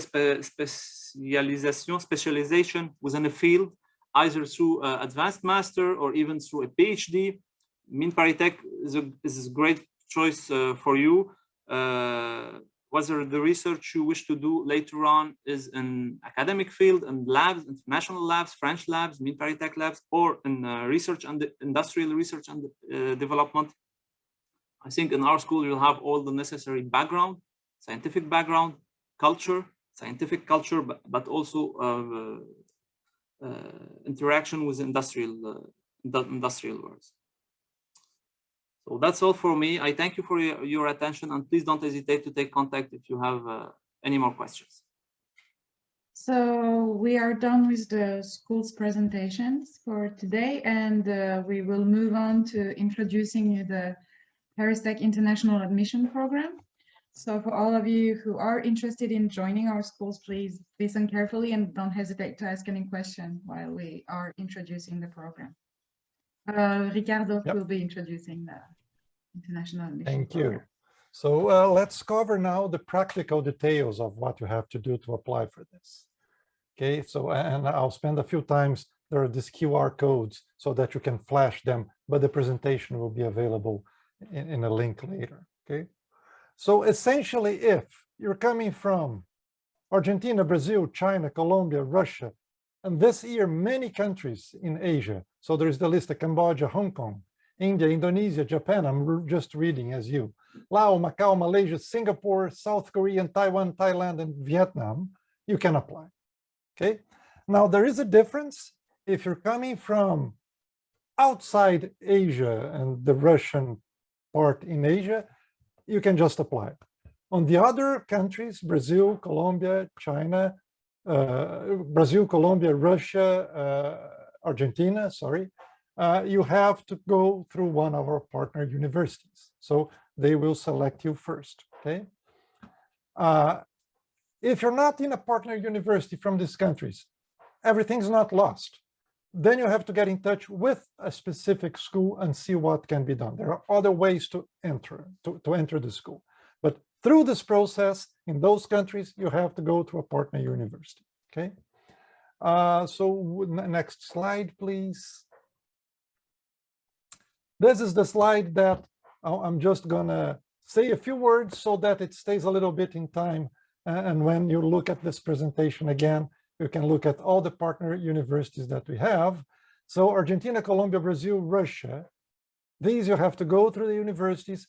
We're listing here a few partner universities we have in China, but remember, you can register even if you're not in the partner universities, you are from China and also from other Asian countries, okay? Asia is a new enrollment that we're starting this year, Asia outside China. So there are many opportunities for that. So I think you have had enough time for this. How can you apply? So the first thing that you have to be, and I'll switch the order here, is a pretty good student, okay? We are, Marie-Christine told us earlier, I think she got the number 7%, okay, of the French students can aim at a Grande École. We are aiming at that excellency, okay? You have to be a pretty good student. We say generally a GPA above 80, that's not written on marble. That's not a strict rule, but it's pretty much reinforced. If you're a fantastic student that had a bad year and we can figure that out, we might arrange the case. It's not a hard cutoff, but it's a pretty good indication. And you have to be in the top of your classes, okay? Now to apply, you also saw we have 3-year engineering courses, but those 3 years arrive after 2 years of college level education. So to apply to enter in our 2nd year, you have to have completed at least 6 semesters in your university. I'll show more details on that, each country, what are the requirements, but roughly 6 semesters. And you have to be pretty good in mathematics. If you are from a sociology major, it's a fantastic major, but probably these are not the schools you should apply for. You have to have a very good background in mathematics. In most of the schools, a pretty good background in physics. In some of the schools, a pretty good background in chemistry. And biology is always a plus in these things, okay? You do not need to speak French now. You will need to speak French if you come to study in France, Okay, there is a committee called CTI. It stands for the Committee for the Techniques of Engineering, rough translation from France, that mandates, it validates an engineering degree in France. And it mandates that a French engineer must speak French, including you. If you have a French engineering diploma, you have to speak French. So not all of your courses will be in French, but to get your diploma, you have to learn French, and you better start before getting to France, okay? At the time of the interview and the selection later this year, you can speak no word of French. It's better if you do, but it's not mandatory to speak French at the interview. You can do that in English, okay? You will also be required to speak English, because the same CTI that says you have to speak French, it also says you have to speak English, okay? So we want at least you to speak English before you come here, and the interview and everything, the test can be done in English. But remember, prepare yourself, you will have to learn French, okay? So we can move to the next one, please. Now let's go into some of the details. So this is the China and essentially the Asia method, okay? So you enter university or enter college, you will spend 3 full years in college in China. Then at the middle of the 4th year, assuming that you're starting in the academic year of the Northern Hemisphere, so around August, September, thereabouts, you will have the application process. It happens later this year between September and November, okay? So you will be selected, or not, I hope you will be selected, and I'll show you the details in a while. Then you can come to France, you have to learn French before coming here, so you come to France about a year later, you do your diploma here, and that's it, you have your diploma, okay? You have the degree from a ParisTech school. And you also have the degree from your university because you finished it. The next slide is a copy of this, I think. It just replaced the word in Chinese for bachelor's, but it's essentially the same process that I just described. You'll be selected in the middle of the 4th year or beginning, I mean, thereabouts. When you started the 4th year, you come here at the end of that year and spend 2 years here, 2nd and 3rd year in one of our engineering schools, and then get your diplomas.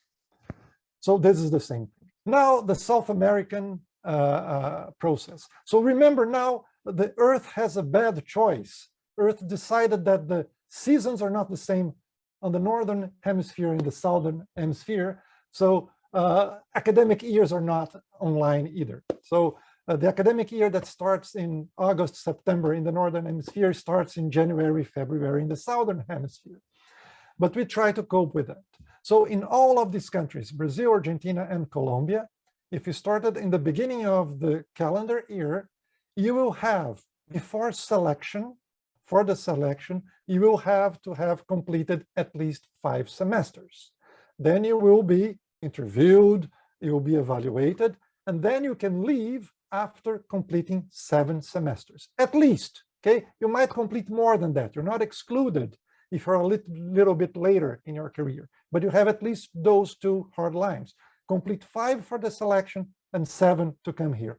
Of course, we are aware of the sanitary crisis. We are aware that this year it's particular. We are aware that some of the semesters are shifted. So we are going to look into detail on those particular cases that my semester is going to end in October because we had no classes.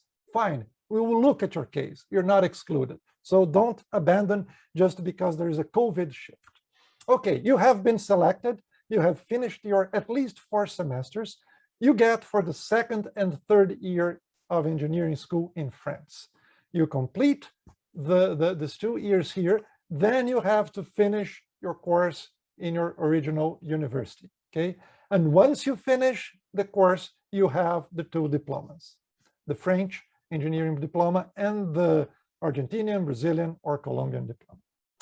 The last process is the more complex of them all. It's the process with Russia. So you enter college, you're gonna get selected at the end of the 3rd, 4th year, in the middle of the 4th year, okay? You finish your course, then you start your master's in Russia. And after a year of master's, you come to France for 1.5 years, okay? You do in parallel the French diploma and the master's in Russia. You have to go back to Russia, you finish your master's degree. There is a caveat here. Here you are selected not 1 year before coming to France, but 2 years before coming to France. Okay, so pay attention on that. Go to the study of the, look closely at the process, but it's shifted with respect to the other selections. And here you're getting not a double degree between your engineering diploma and our engineering diploma. You're getting a master's from your university and our engineering diploma, which is a master's in France. Okay. So the next, these are the specialties of the schools. But the first thing I tell you, you are damn smart. You have to be smart to come study with us. I told you that. You are in the top of your class. Research, research, research. Today we have Google. Today we have, oh, we had Yahoo, but whatever. We have Google, we have the internet. Go to the websites of the schools. Look at what they do. Look at their syllabus. They have the description of each single course they give.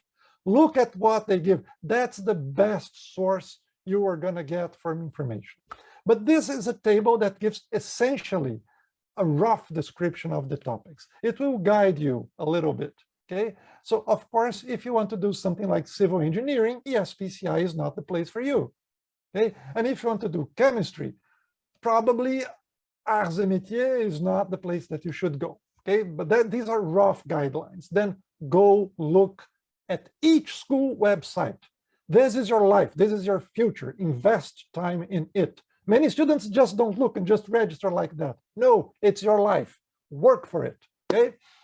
Oh, the calendar. So these are, no, that's fine. Yeah, these are the two main sources of entry point information that you have. It's the ParisTech site and the study with us, ParisTech website. Okay, you have also a frequently asked questions. So take a picture, write these names. They're very easy to remember, right? ParisTech.fr and study with us, paritech.fr. So go there. That's your entry point. Okay. This is what you do. You also have a few seconds here to flash the codes if you want, but you have the link for all these social networks in the Study With Us website and probably also in the ParisTech website. Okay, so let's move to more details on the application. So except for Asia, as I mentioned, where you can just apply, in the other countries, you have to be pre-selected by your home university, which has an agreement with us, which has already an exchange agreement with us. Your university doesn't have it, you're not from Asia, get in touch with the school. You're not excluded, but you have to get in touch with a specific school, okay? And then we'll discuss and see what can be done, if something can be done. There are other ways to join our program. Then you have to prepare an online application, okay? There are obvious things like your ID, your transcript, what you do, but there is one very important thing, and this is something that can make it or break it for you. You have to give us a letter stating why do you want to come study with us. And that's the horrible point that I see in a few students, great students that write letters. Since I was a young kid, I loved science, so that I started to study chemistry or physics. And I want to go to France because it's a great country and has wonderful people that have been there. And then they quote the Curies, they quote Pierre-Gilles Desgennes, they quote Jacques Friedel, they quote whoever they want. Charles Friedel, sure, not Jacques Friedel, Charles Friedel, sorry, Fetty. That's not what we want from you. We know these people. We know we are a great country. We know we have had wonderful people working for us. We want to know why studying with us will be an asset for you. We want to know specific things. I went to the webpage of this, and this school. You can apply to more than one school, but tell us why you're applying to more than one school and why that school will give you an edge in your life, in your career, okay? So once you have made all of this, we will do another selection, another filtering. So your university selected, we're gonna do a second filtering to check if the selection done by the university is really in agreement with what we want. So all the schools participate in the program in all the countries. The only exception is Ecole de Ponts and Brazil. Ecole de Ponts for Brazil has a separate selection hiring process. So sometimes a student will not notice that and will register just for civil engineering, only Ecole de Ponts, and then we'll filter the student and say, hey, you have to get in touch with them. Okay, but otherwise, Ecole de Ponts is in all other hiring processes, and all the schools are in all the hiring processes. So the only exception, again, Brazil and Ecole de Ponts. You will have in September, October, and probably early November, 2 steps. You have a written examination done online this year. We did it online last year, and we'll do it online again this year for obvious reasons. And then you have an interview. So the written examination is an academic test. You have physics, chemistry, mathematics, life sciences, and you have to answer, you have instructions to answer questions mostly adapted to the school you're applying. Go to the study with this website. They give you topics that you should prepare for this test. But most of all, this is not an eliminatory test. We want to know what's your level. We don't even give you the grade you get in the test because we're not trying to rank you using this test. Then the interview is a motivational interview. Why do you want to come study with us? Your motivation letter will help you a lot in this interview, if you know, because you will know about the schools, you know about the training, you know about the syllabus, you know everything about the schools you're interested. So your interview will be smooth, but learn about the school, okay? After that point, the schools will say, hey, I am interested in you or not. You have to answer, yes, I want to continue. Then if more than one school said that school is interested in you, you have to rank. This is my first choice, this is my second choice, and so on. And after that, a school may or may not want to talk to you again, okay, after you have ranked the schools. And in the end, you get an admission, I think it's November 19th, right? So in the next slide, please, these are the detailed dates. It's the calendar. So the website opens in early June, so a couple of weeks from now. It's open until mid-September. Now it's funny because this is cultural. We know that our students from China have their file ready probably on June 10. I'm exaggerating a little bit. And our students from Brazil, and I am Brazilian, I can say that, start preparing their file on September 19. Don't do that. Do it early. Do it as early as you can. Prepare everything that you can, okay? The scientific test, the academic test is September 28. Then the interview depends on the country, so all the dates are here for showing. If a second interview is required, it will be in October and early November. And we have a final meeting on November 19th to decide who is accepted or not, and you have the answer the next day, okay? It's just the matter of putting it up in the website. So these are tuition fees.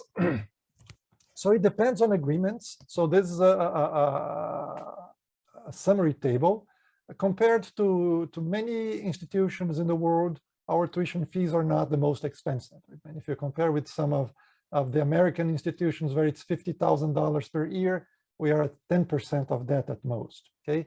Some of the institutions have really low tuition fees because it's from their policy on that. Most of the agreements that we have, not to say all, have a lot of fee waiving. It might even be a full fee waiving. So there is a table here summarizing this.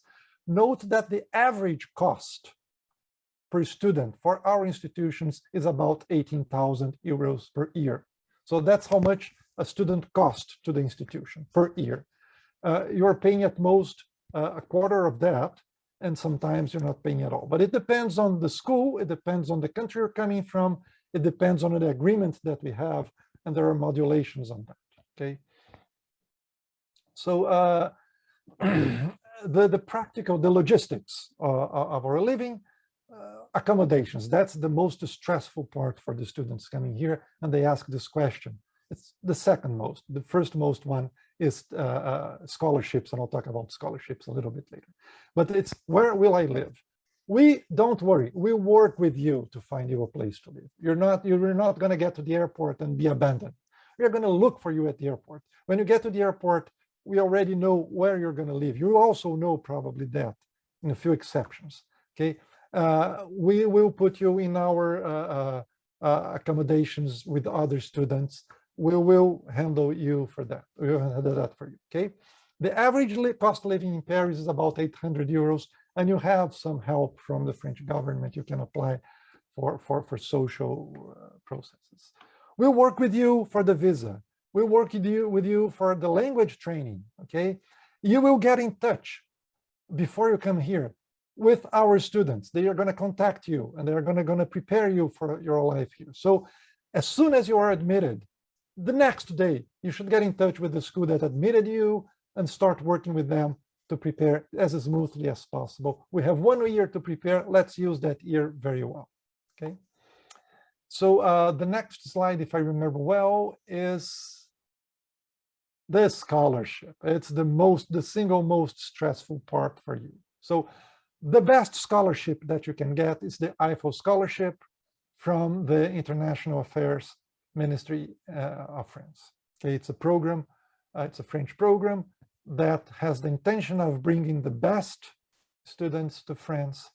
And then when they go back to their home country, they will be ambassadors of the French teaching and of the French culture in their countries.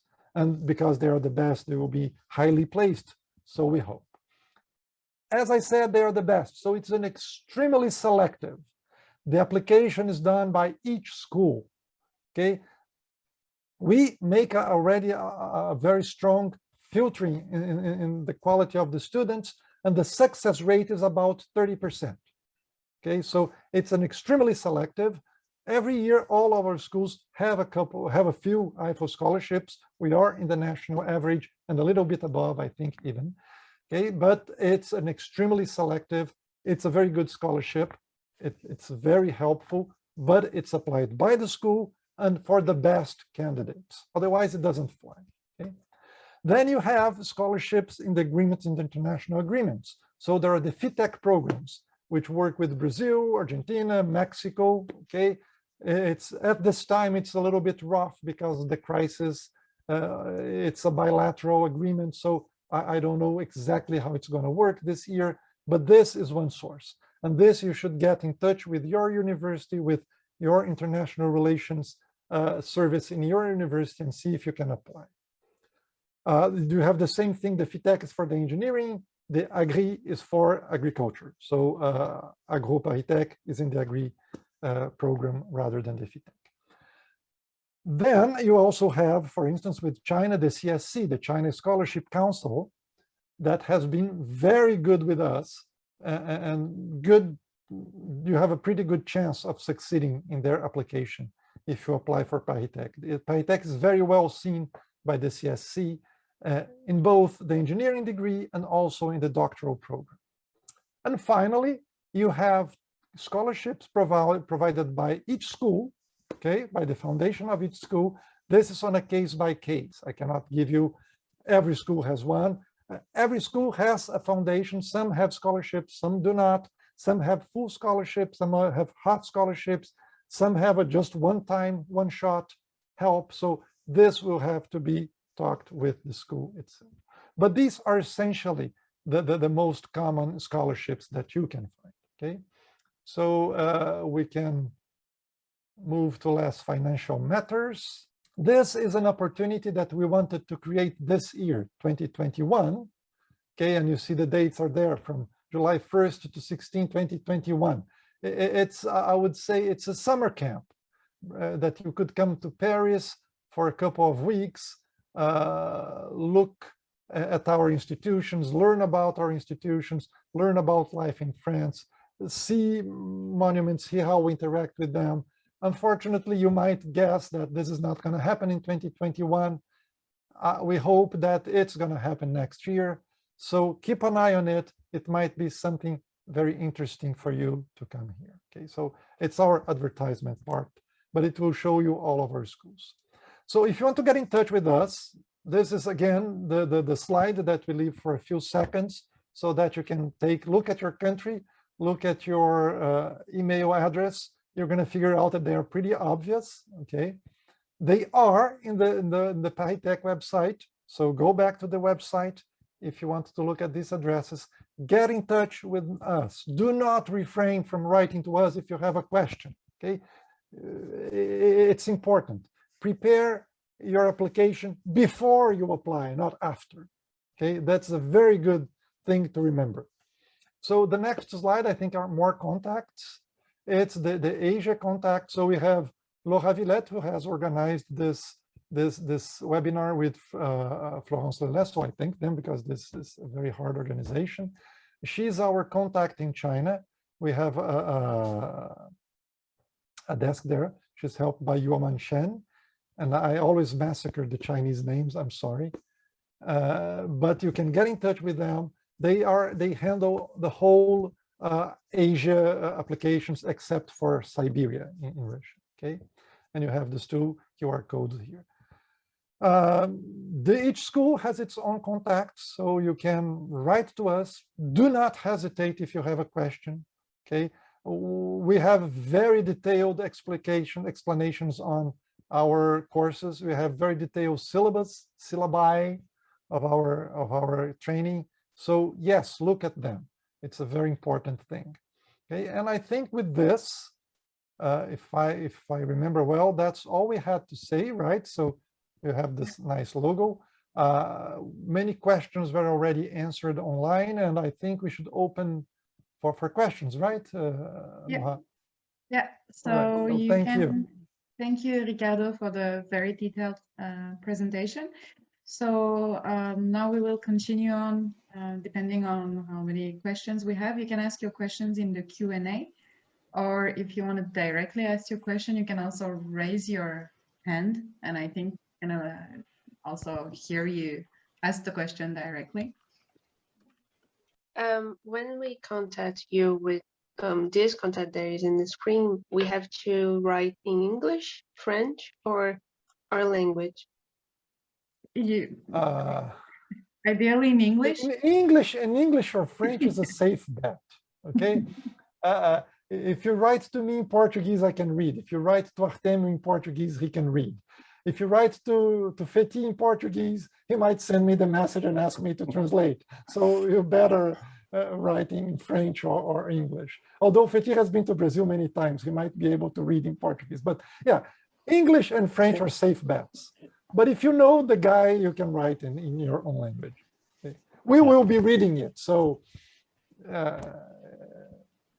we don't trust Google Translation or DeepL. Okay, thank you. We have more questions in the... I saw a question. Is it compulsory? No, it's not compulsory. Is it compulsory to be in the top 20%? Or is it enough to have high grades? No, it's not compulsory. There are a few trainings, for instance. There is one course in the University of Campinas in Brazil that all of the students are in the top 20% because they have been selected to be that way. So yes, high grades are important. And we'll look at the grades, okay?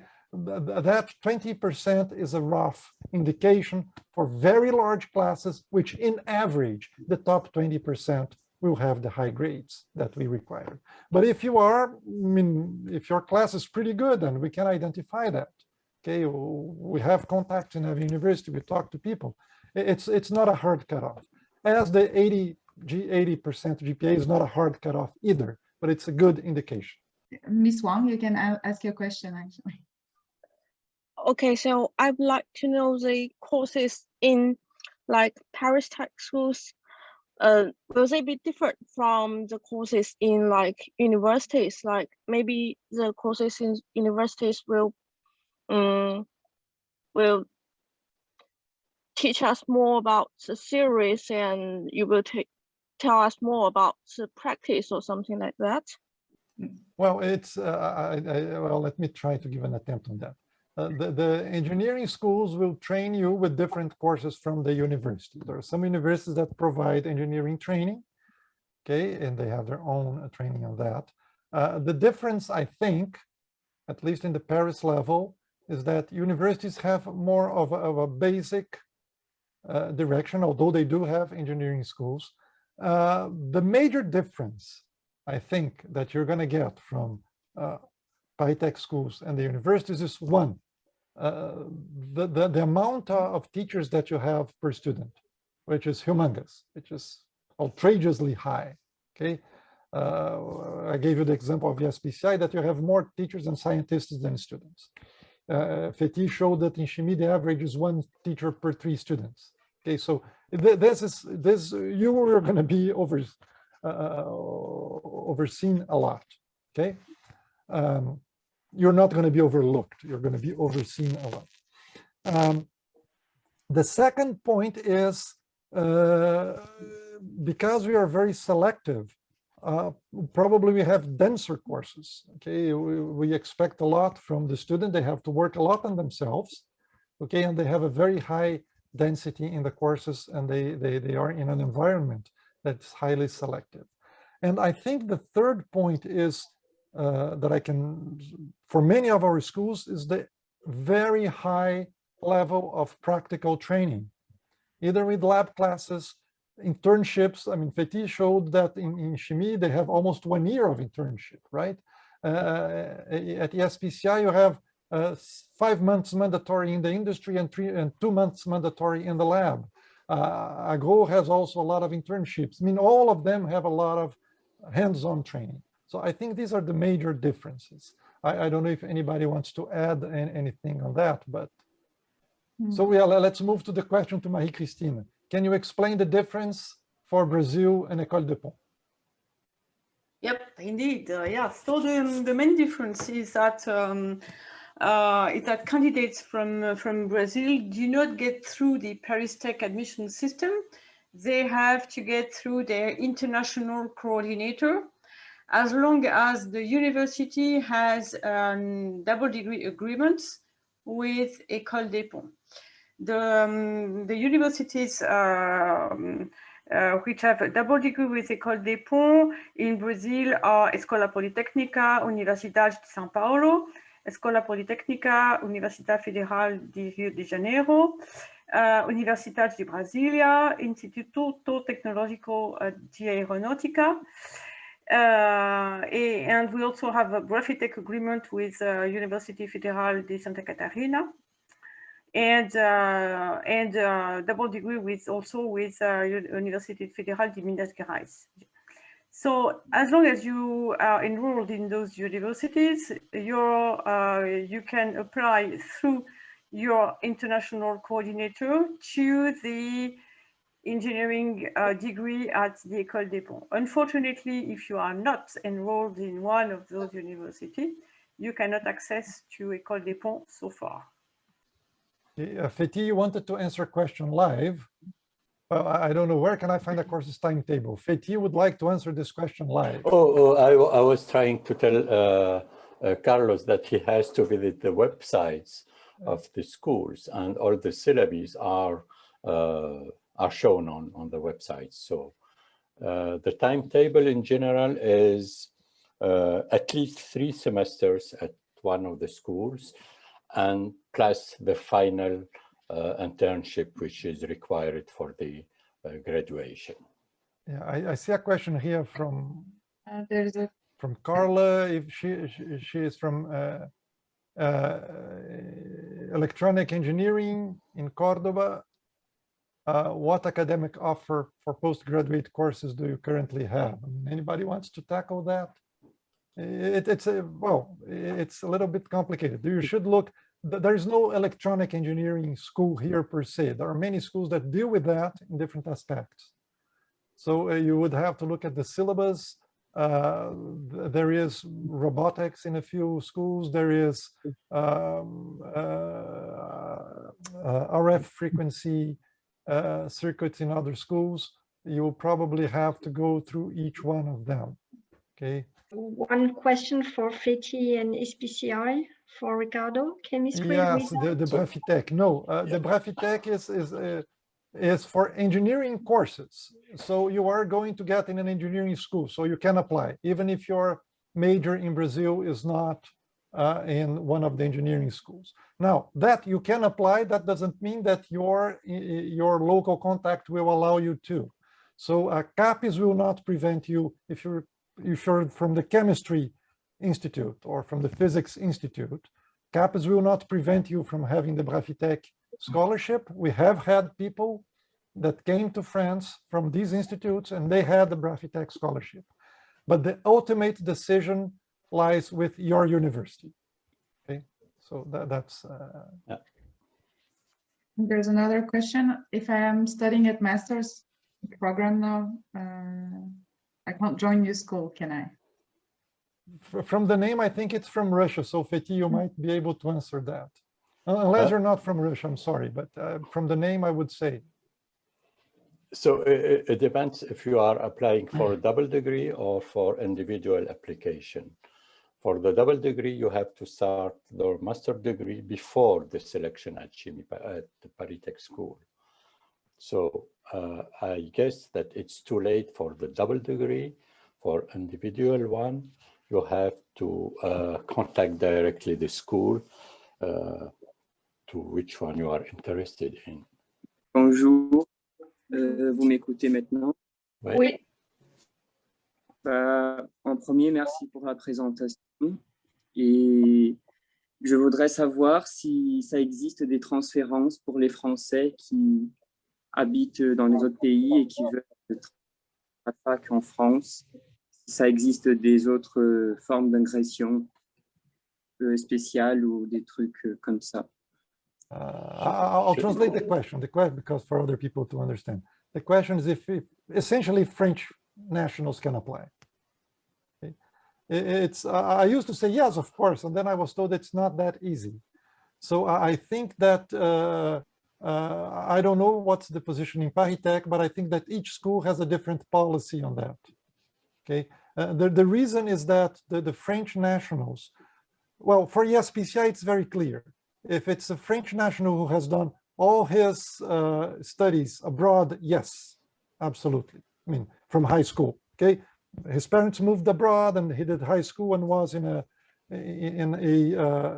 university abroad and wants to join a double degree. Yes, for students who have done all their high school program in France and went to study abroad and want to come back, it's more complicated, because then they would be short-circuiting the French students that have to go through the national competition. So this is a rough answer. I don't know what is the position of each other school, but this, I think it's on a school-by-school basis. Yeah, yeah. I would like to ask if it is, I saw that most of the schools in ParisTech need you to spend some time working in a company. I would like to ask if it is possible to expand this time, this period of time. You mean to work longer in a company, or to? Yes. Yeah. Okay. Like. Well, it depends on what you're calling extension. For ESPCI, 1 month or a month and a half, it fits, but then it doesn't work anymore because you have to follow classes. Okay, these are not parallel internships. It's not that you are in the company and studying at the same time at the school. The company sometimes is not in Paris. I mean, our students, our French students, we even encourage them to go abroad so that they get an international experience. So they cannot follow classes abroad when they're abroad. So essentially for our internship, it's 5 months. You can extend it to 6 or 6.5 to as much as it can fit the calendar. But then you have to go back to classes. So that's a little bit complicated. Now, what doesn't prevent you is from going back to that company later. That's fine. I see. Thank you. I don't know the other schools, if anybody has another take. No. No. There was also a question about the tips to prepare the letter. You can have a look at the frequently asked questions and at the interview of a young Chinese student, Jing Wang, on our website, and she gives a lot of tips to prepare your application, actually. I see a question here, Florence. Is About there the any tests. examples of tests? Yeah. I think there is in the website, right? In the Study Yes, With Us. yes. On the Study With Us website, you have some sample questions for each. And will we have a blank test this year?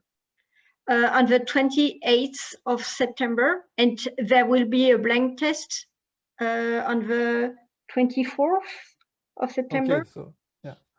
So there are examples in the website. And on September 24th, there is a test for nothing, so that you just get accustomed to the questions, a few questions, and to the system. Okay. I saw another question. If you're in a 5-year course, you do them in France, do you get a French master's degree? Oh, yes. If you have an engineering degree in France, that is a master's degree. Now, don't mistake it by a master's degree elsewhere. Okay, if you are, I don't know, Mateus, so probably from Brazil, it's not a mestrado. Okay, you cannot validate it as a mestrado in Brazil. You can validate it as a master's in France and in Europe, meaning that you can register for a PhD right away, for a doctorate degree right away. Okay, but you cannot go back to Brazil and say, hey, I have a mestrado. No, you don't. Okay, so you have in the European system, which is the LMD, which is 3 years of licence, 2 years of master's, 3 years of PhD. I used to say, Artem already heard that, there's the right way of do something, there's the wrong way, and there's the French way. So because we have three, the French said, no, we don't like this. And we reversed. We have 2 years of preparatory classes and 3 years of engineering school, but at the end you get at the same 5 years. So you get the master's level with the engineering degree, okay? But it's a master's in France and in Europe, not in Brazil. There's another live question by Renato. Are international students required to do their internship in France, or is it common that they do their internship in other countries? It depends on the school. Yeah. So for Chimiparitech, for example, the internship has to be done in France, and one of them is mandatory in company. So it depends on the school. It depends. On ESPCI, they are strongly encouraged because you have to get the French experience, but it's not mandatory. Okay.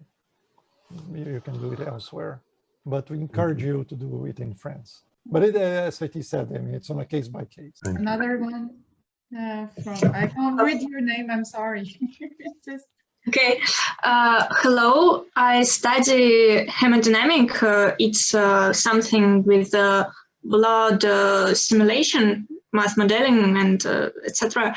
Is there any school which works with blood modeling? Well, I can say yes, ESPCI doesn't work with blood modeling, it works with blood measurement, for instance. I mean, I showed you a picture of the ultrasound machine that looks at vascularity at the brain. So that is a big lab here. And the inventor of that machine, Michael Tanter and Matthias Fink, the inventors have been nominated as inventors of the year.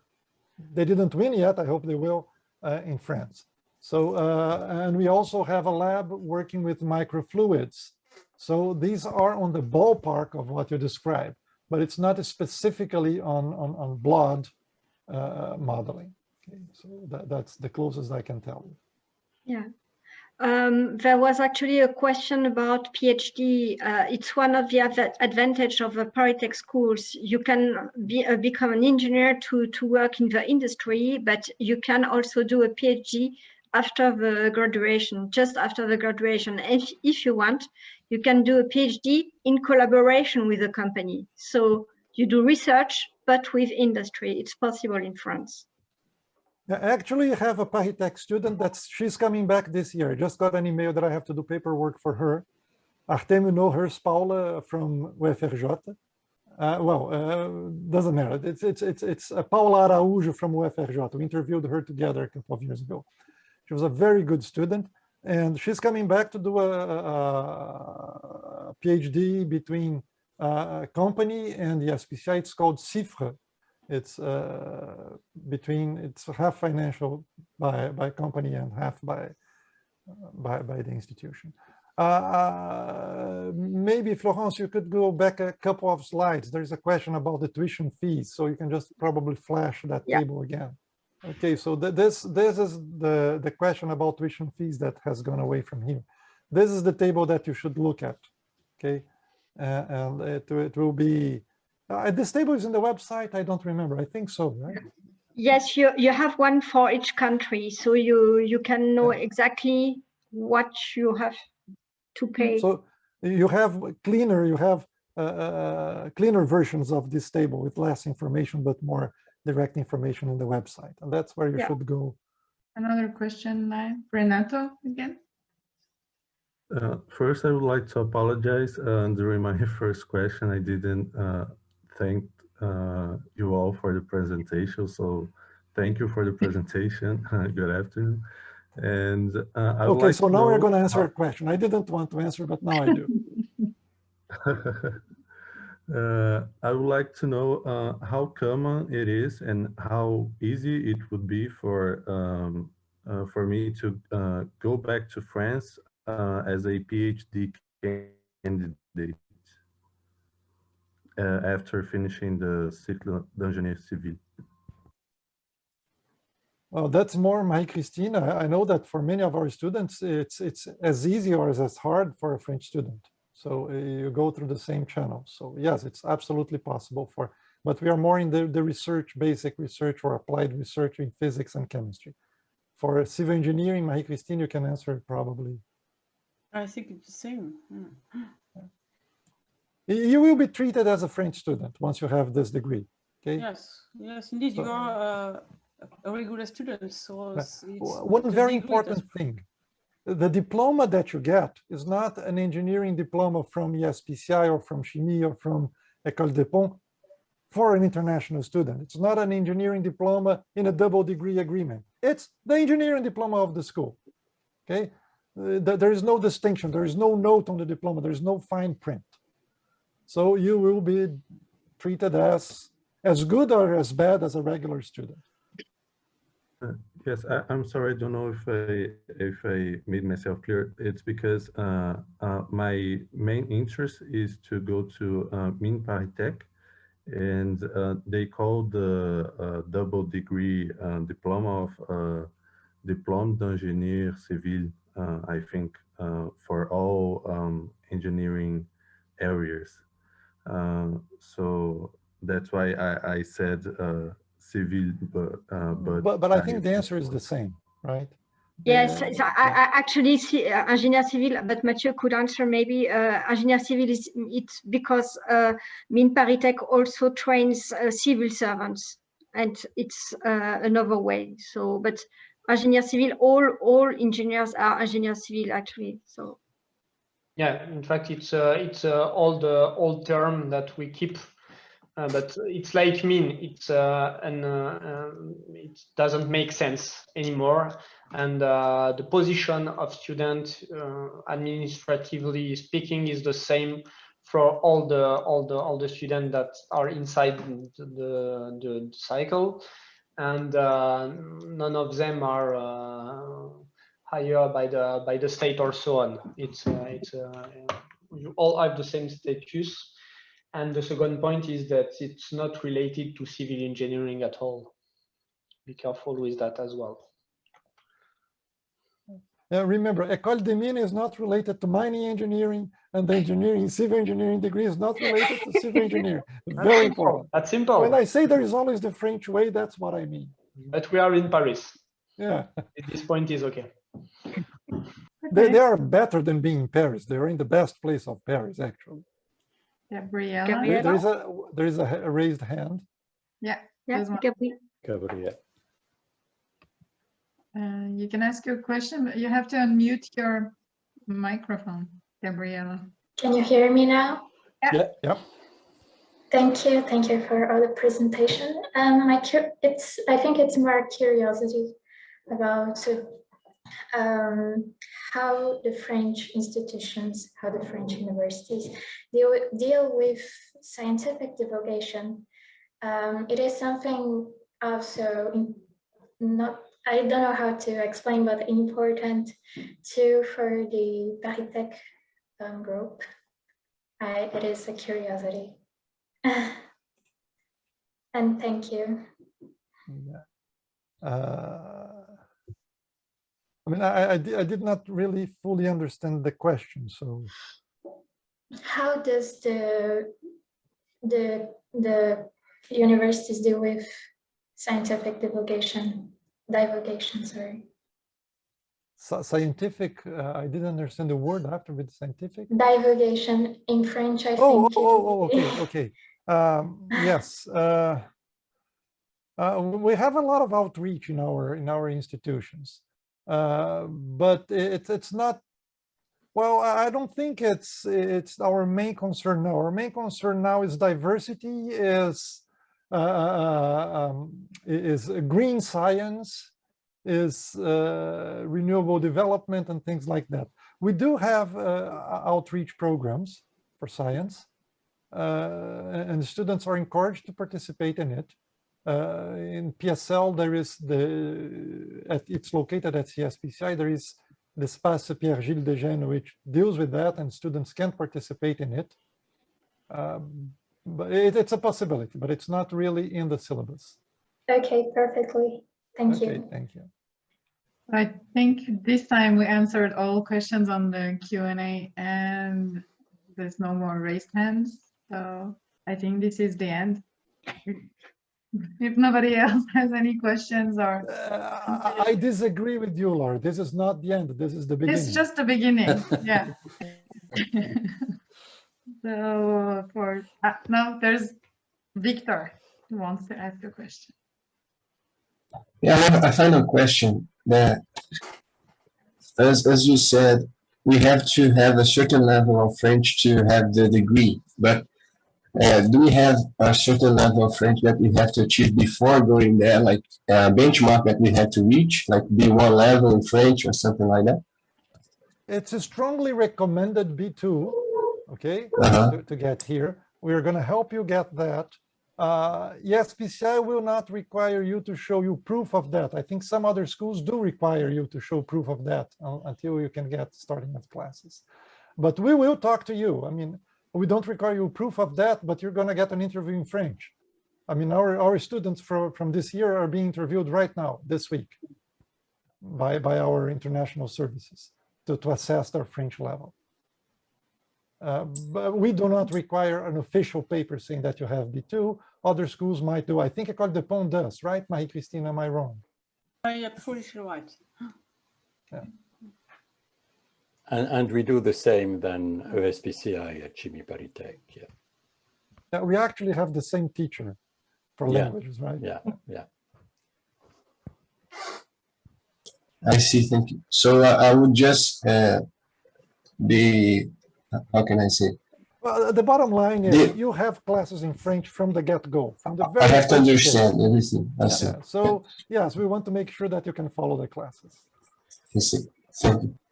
There's one question that's left on the Q&A that is, do these partnership programs still apply if I already graduated from one of these universities? Well, if it's in Asia, you would say yes, but then it's a wrong answer, right? Because you can apply without going through. The question is, I think it's more complicated. If you're still registered in the university, you should check with them, okay? But because our programs suppose that you are validated by the university, if you graduate and then went away, no, you cannot go through this specific process. You can still get in touch with us and we can look at your specific situation, but it will be on a case-by-case situation, and it will be on a school-by-school situation. Okay. Rémi Dupuis.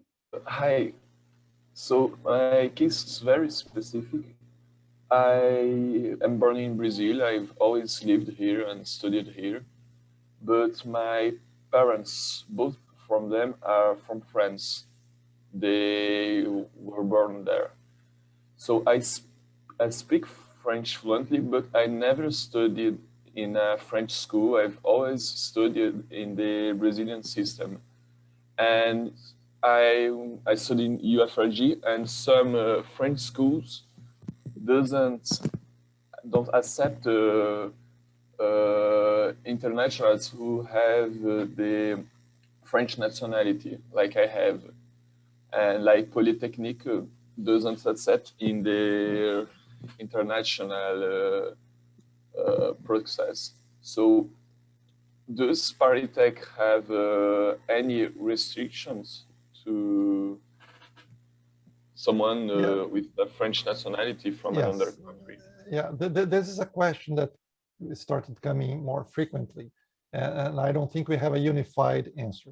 You're not eliminated, okay, from all schools. Each school will have its own policy on that. I can tell you for ESPCI, the policy, you can apply at ESPCI.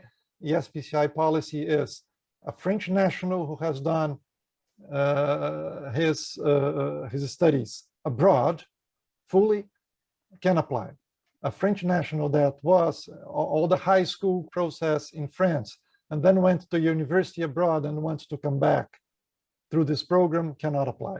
Basically, they would be short-circuiting the class préparatoire and the national examinations. But in your case, if you have always studied in Brazil and you have done university in Brazil, at ESPCI you can apply. I don't know if all the other schools have the same, it's on a school-by-school basis, so maybe my colleagues can answer that on their individual. Okay. It's the same for Chimiparitech. You can apply if you performed all your curricula abroad and not in France. Yes, it's exactly the same thing as far as AgroParisTech is concerned. So you can apply in your specific case. Same with Ecole des Ponts. There's no discrimination on the nationality, but it's important to prove that you completed the whole first cycle of studies at your home university. Okay, thank you Same very thing much. for me in ParisTech, and nothing more to add from my colleagues. Thank you. There's another question on the type of English certification that's needed for the application.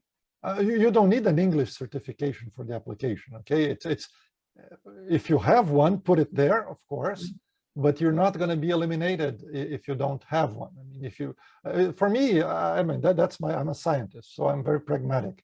For me, it's much more important that you speak English than that you have a diploma saying that you speak English, but you have no word that can come out of your mouth. So you're going to go through an interview. Remember that. That interview may be in French, maybe in English, okay? If you don't speak any French, it's fine, but part of it will be in English, okay? We are going to check for your English during this interview. So, but and of course, if you have a TOEFL, if you have a TOEIC, if you have a IELTS, if you have a first certificate in English or whatever from the Cambridge department, put it there. Okay, it's good information for us, but it's not an elimination. It's not eliminatory if you don't have one. But it's important that you do speak. Well, there is a question which is not a question. Oh, okay, it's a follow-up. Study mechanical engineering in Cordoba. So, okay, that was not a question, but then there is something else here. If in Argentina we need 6 or 7 semesters completed to apply, because in the website we only need 6, needs at least 7 completed. Okay, so the application to apply, you need 5. Right? And to leave, you need 7. Okay, so I think that's, you're going to leave a year later. So you need, maybe there's a confusion. You need to be in your 6th semester to apply because you have already finished the 5th. There is a question, is it possible to apply for a PhD without a master's degree? No, not in France. Okay, so, well, Florence, she wants to answer live. So Florence, go for it. She has more details than I have. No, it's fine. You need a master degree. And if you are a Chinese student, we have a web page on the ParisTech CSC PhD program where you can find any information about this program. And you have also a FAQ on a PhD to see how to manage to come to one of our schools to pursue with PhD. Yeah, just one thing more. I mean, it's very important for you to know. In France, the engineering degree is the same level as a master's degree. It's an equivalency of a master's degree. Okay, it's in France. Doesn't mean that if you have an engineering degree here, you can go back to your country and say, hey, I have a master's, I want to register here. Your country is independent. It has its own rules. So it's validated in France and it's accepted in Europe because of the European rules that the engineering degree is equivalent to a master's degree, and then you can register for a PhD just after your engineering degree in France. The rationale is that it's the same length. Okay, the license plus the masters are 3 + 2 years. The engineering are 2 years of preparatory classes plus 3 of engineering school, the same 5 years. So that's the point here. But if you go back to your country, it's a whole different story. But in France, it's the same thing. I would say the engineering degree is better, but that's, yeah, there's another question. Do all the master programs here last for 2 years? So again, you have the engineering program is 2 + 3 years, and the engineering is worth a master's. Now, if you want to register in a university, conduct masters, and our universities, PSL has 35, I don't know, has several master's programs. Paris-Saclay has several master's programs. You can, and then in France, you have 2 years. You have the first year of master's and you have the second year of master's. There are 2 diplomas actually, but you have to check with the individual masters if you can be excused for one of the 2 years. It depends. But then it's not directly with us. You can go to our web pages and look at those. Remy has the hand raised again. Is it again or because it was not unraised before? It's okay. Again. Okay. So in Brazil, in the UFRG specifically with the COVID, we didn't have any course for like some months, and we are still correcting the dates. We are some months behind where we should be. So is ParisTech planning to flexibilize maybe or change the rule of 5 or 6 semesters, 7 semesters complete for these universities? I don't know if there are others. Yes. Of course, we are aware of that. This was to a lesser scale already the case last year. Okay, so the answer is always common sense. Okay, so we are not going to block a registration. We have to check with your university if they can propose your name, of course, right? We're not going to block a registration, and we'll look at each case individually. Okay, the most important thing here is actually not the selection of the student. You have to have 5 semesters before being selected. Okay, this is because that's the regular calendar. You have to have the proper training before you come here. So you still have 1 year to adjust for that. So you're not going to be blocked to apply from our side. You have to check with the UFRJ if they will. But on our side, we will not. And you should send, if you have any questions, send a message to the address that was shown. And probably Artemio is going to answer you, right, Artemio? I guess. Okay, thank you.